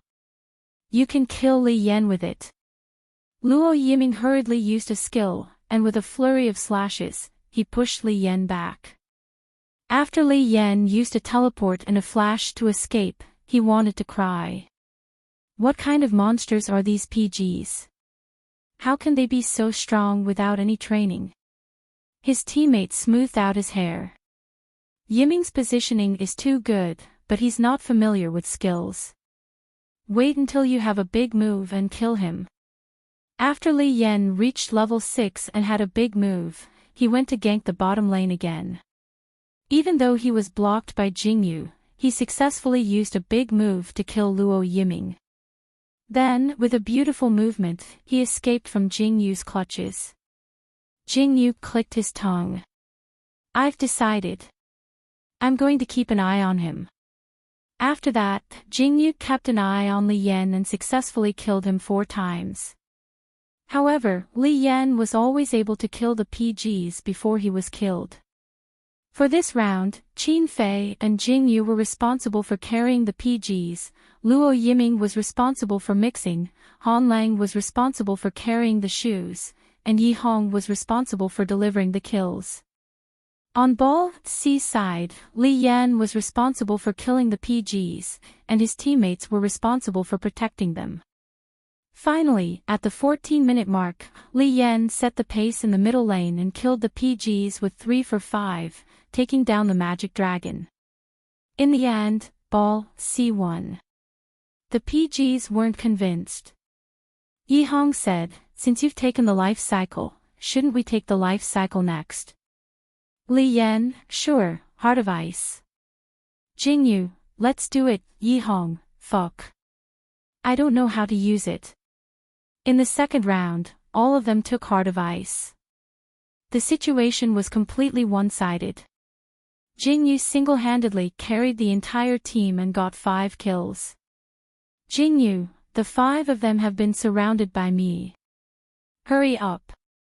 Well, in the end, the PGs won without any suspense. The host said, as expected of the world's #1 Heart of Ice. Before he could finish, he was interrupted by Jingyu. One more round. I want to play Fleeting Shadows. Li Yan wanted to refuse, but his incompetent teammate beat him to it. Fleeting Shadows it is. Who's afraid of who? So in the third round, all 10 players on both sides took Fleeting Shadows and flew around the map with their ultimate skills. No one could hit anyone, and most of them died after being killed by the towers. The game lasted 17 minutes, but Jingyu only got 6 kills. All he heard was the ha ha ha of his teammates. They were amused by their own stupidity and inexplicable deaths. They were really stupid. This round, PGs won completely by accident. The score was 23-27, and almost all of them were killed by themselves. After the third round, the host finally called for a stop and the show moved on to the next segment. When the show was broadcasted, it received a bunch of ha ha ha on the bullet screen. The people from these two teams are too cute. The round where everyone got Fleeting Shadows was so funny. Jingyu looked like he didn't understand the whole time, ha ha ha. Jingyu, I haven't even done anything yet, how did you all die? Since Qin Fei and Jingyu were married, they obviously couldn't live with everyone else. It was inconvenient. So, they decided to rent a house near the club. Actually, before they decided to get married, Qi Xian had already helped them decorate a house near her company, but it was too far from the club. So, before they retired, it could only be left empty. Jingyu didn't care about anything outside of the game, so Qin Fei took care of the rental. He only cared about moving in. On the first day they moved in, they had unrestrained sex and didn't fall asleep until late at night. Then, they slept until noon the next day. When Qin Fei woke up in a daze and looked at the unfamiliar environment, it took him a while to regain his memory. He raised his hand to cover his face and moaned, "You'll suck me dry sooner or later." After saying that, he subconsciously turned his head to look at the person beside him, but all he saw was an empty bed. His sleepiness instantly disappeared, and his pitch-black eyes narrowed. It wasn't until he heard the sound from the kitchen that his whole body relaxed and he let out a long sigh of relief. Qin Fei sat up from the bed. After resting for a while, he lifted the blanket and got out of bed. He didn't put on any clothes because he planned to take a shower later. When he stepped barefoot on the ground, the cold temperature woke him up. So, he quickened his pace and walked to the kitchen door. He saw a large patch of snow-white skin. At this moment, Jingyu was naked in an apron and busy in the kitchen. Qin Fei went over to take a look. Is he making omelets? Fuck. You scared me. When Jingyu suddenly saw Qin Fei's head, he was so scared that he almost threw the spatula in his hand away. Qin Fei looked disgusted. There's only the two of us here. What's there to be scared of? Jingyu steadied the spatula and coughed. You're up. Wait a moment. It'll be ready soon. Qin Fei grunted but didn't leave. Instead, he stood behind Jingyu and watched. Suddenly, he reached out and hugged him, resting his head on his shoulder. Jingyu blinked and didn't resist. Qin Fei's hand directly reached into his apron and pressed against his skin, making him feel warm and at ease. However, the next second, he felt Qin Fei's hand move down. Jingyu's body trembled and he couldn't help but say, "Wait outside. Don't disturb me while I'm making breakfast." Qin Fei didn't let go. What time is it now? Jingyu, it's almost 11 o'clock. Qin Fei, yes, then it's lunch. Jingyu. Lunch it is. Go out. Don't disturb me while I'm making lunch. Qin Fei smiled. I won't. Jingyu, == in the end, Jingyu let Qin Fei hold him and finished frying 2 omelets. There were limited ingredients, so he only added lettuce and luncheon meat to the omelets. It's delicious. Qin Fei was never stingy with his praise for Jingyu. I didn't know you could cook. Jingyu, who was sitting across from him, smiled. Of course I have to know these skills to live alone. But it's true that I haven't cooked in a long time. He paused and said, if you like it, I'll cook for you 3 meals a day. Okay, Qin Fei replied. He thought for a moment and added, but don't tire yourself out. Jingyu, okay, Qin Fei, do you want to take a shower together later? Jingyu, okay.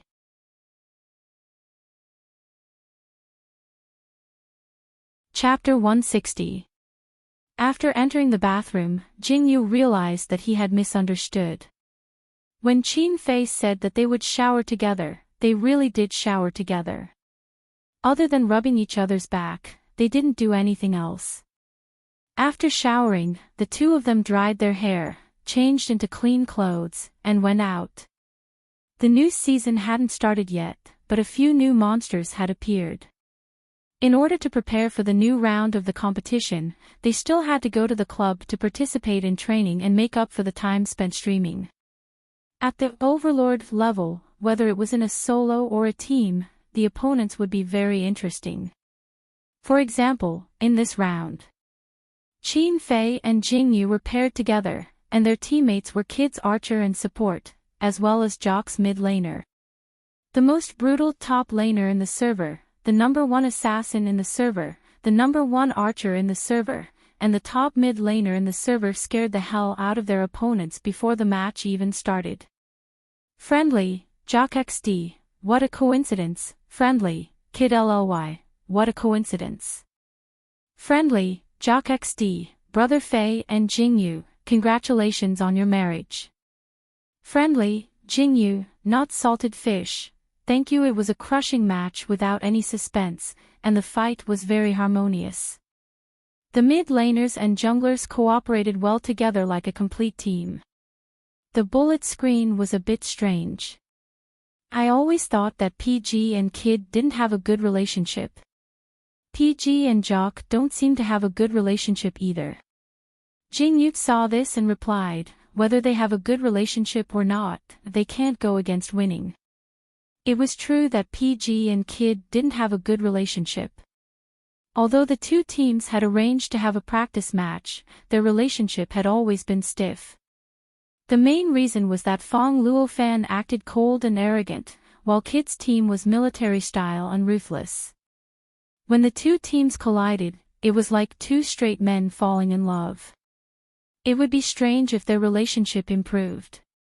PG and Jock's relationship was okay. Other than that, PG had a good relationship with BALC, SKR. 1 and teams that like to cause trouble always had a good relationship with each other. Jingyu had always been curious. Who was Qin Fei's father? Why had he never heard him mention it? Because he was afraid that he would ask something he shouldn't. Jingyu had been holding back from asking. In the end, he didn't even need to ask. The answer came right to him. 2 months after the couple got married, Qi Xian bought a game company that was on the verge of bankruptcy. Then Qin Fei told Jingyu, "This is my dad's company." Jingyu, huh? Qin Fei, back then, my father's company was also on the verge of bankruptcy. My mother wanted to buy it, but my father refused. In order to keep the company running, he hid the fact that he was married and seduced my mother. Jingyu. Qin Fei, you know what happened.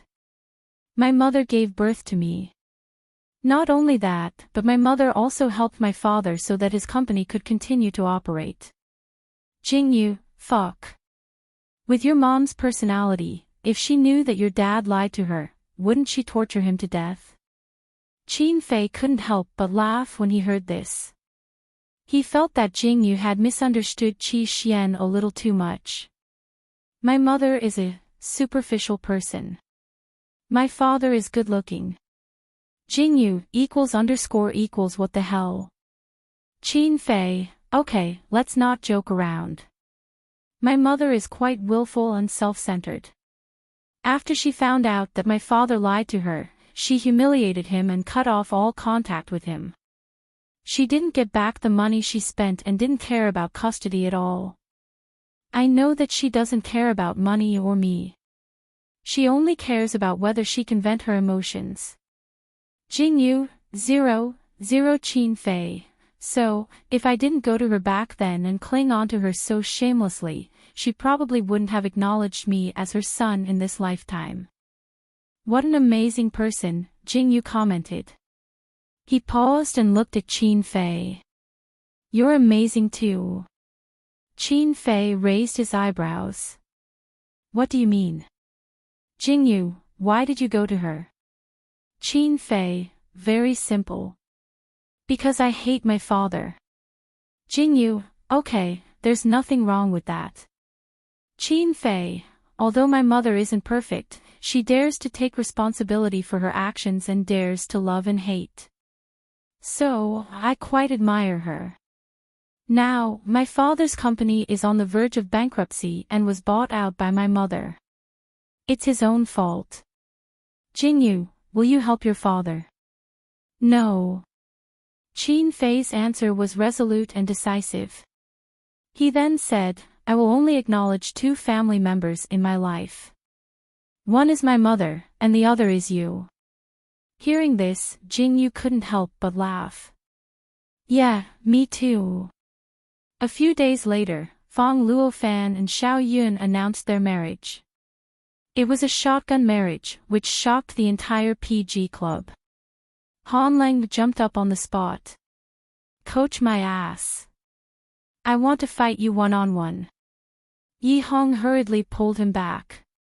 Calm down, calm down. If you beat the coach until he's disabled, will you still be the coach? Luo Yiming, on the other hand, was very happy. I can freeload again, right? Qin Fei immediately poured a bucket of cold water on him. If you don't pay enough, throw it out. Xiao Yun, who was in Fang Luofan's arms, was a little shy. We're all family, there's no need to pay. Although she said this, on the day of the two's wedding, everyone who attended the wedding consciously paid their money and sent their blessings. Unlike Qin Fei and Jingyu's wedding, Fang Luofan and Xiao Yun's wedding had a lot of people. Almost everyone in the esports industry came. The group of people gathered for a lively night. Yi Hong couldn't help but sigh. Weddings in China are still the best. Only here can there be a wedding atmosphere. Qin Fei looked at Jingyu. Then should we do it again in China? Jingyu shook his head. No need, I don't like crowds. Yi Hong, little Jingyu is still so antisocial. You should go to crowded places more often. The world is so big, there are so many people better than Brother Fei. Qin Fei glared at him. Shut up. Yi Hong glared back. Don't think you're fierce just because your eyes are big. I'm also a PG kid, super fierce. Ha ha ha ha ha. Luo Yiming, who was on the side, burst out laughing. Yezi, I don't mean to say this, but you two are staring at each other like a tiger staring at a mouse. Yi Hong, who are you calling a mouse? I'll beat you up. Han Lang, who was on the side, didn't say anything at first. Later, he drank too much and started chatting with everyone. He had a crush on Xiao Yun, but because they hadn't really dated, the blow was still within his tolerance range. He said, I've decided, I'm going to find a girlfriend.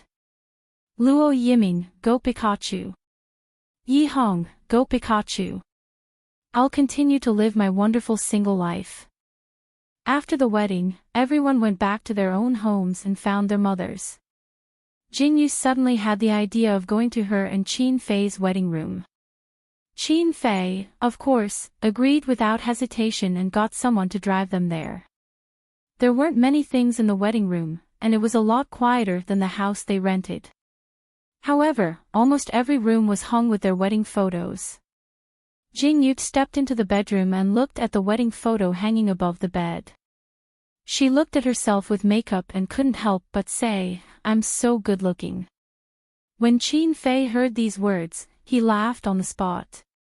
"When did you become so narcissistic?" "Jingyu, I'm just stating a fact, I'm really good-looking. What do you think?" In the wedding photo hanging in the bedroom, Jingyu was wearing a black wedding dress and Qin Fei next to her was wearing a white suit. Jingyu looked mysterious and sexy. "Yes, you're good-looking." Qin Fei smiled and hugged Jingyu from behind. He kissed him gently on the ear and said in a hoarse voice, "But I still like you without makeup." Feeling Qin Fei's hand moving down, Jingyu relaxed and leaned back, ready to accept his caress. However, he caught a glimpse of a thick photo album on the desk. He froze for a moment and walked over almost instinctively. "Ha! Is this our wedding photo album?" Obviously, it was. This thick photo album contained a large number of photos taken in M country. There were wedding photos, travel photos, and it was like a honeymoon diary. The first 1/3 of the album was filled with wedding photos. Jingyu flipped to a photo of himself in a suit and Qin Fei in a wedding dress. White, red, purple, and black. He had to admit that the wedding dress was very beautiful. Any one of his wedding photos could be used as a magazine cover. "It's so beautiful." He couldn't help but sigh as he flipped through the photos. He felt that he had made the right choice by choosing a wedding dress. Otherwise, he definitely wouldn't have been able to take such amazing photos. Qin Fei didn't mind and said indifferently, "It's mainly because you're beautiful." Jingyu smiled and continued to read. Qin Fei raised his eyebrows, seeing that the album was so thick. In the end, he couldn't wait for Jingyu to finish flipping through it. He pulled him into his arms and kissed his face. "Stop looking. Go to sleep and look at it again." "Oh, can I sleep after looking at it?" Jingyu said as he continued to flip through the album. "Oh, can I sleep while looking at it?" Qin Fei said as he unbuckled Jingyu's belt. Jingyu was confused. Before he could react, Qin Fei's hand reached in. Jingyu quickly grabbed it and said, "Stop fooling around. I'm almost done. Look at yours." Although Qin Fei said that, his hands never stopped moving. In the end, Jingyu gave up and was pressed down on the bed by Qin Fei. After a while, he reached out to the open album on the table. "Let me continue looking." Qin Fei was speechless. He hugged him and kissed his forehead. "Okay, I'll get it for you." In the end, Qin Fei got the album and helped Jingyu flip through a few pages. Then, he heard steady breathing. Jingyu had fallen asleep. Qin Fei didn't know whether to laugh or cry. He gently closed the album and put it back on the table. Then, he hugged Jingyu with one hand and covered him with the blanket with the other. He turned off the lights and went to sleep. "Good night." This time, they didn't do it too intensely, so they woke up the next morning. When Qin Fei woke up, he saw Jingyu running around the house. He didn't know what he was doing. Qin Fei got off the bed and chased after him. "What are you doing?" When he saw Qin Fei, Jingyu immediately let out a sigh of relief. He walked a few steps in Qin Fei's direction and laid on top of him. "The house is so big. I'm lost." Qin Fei was speechless.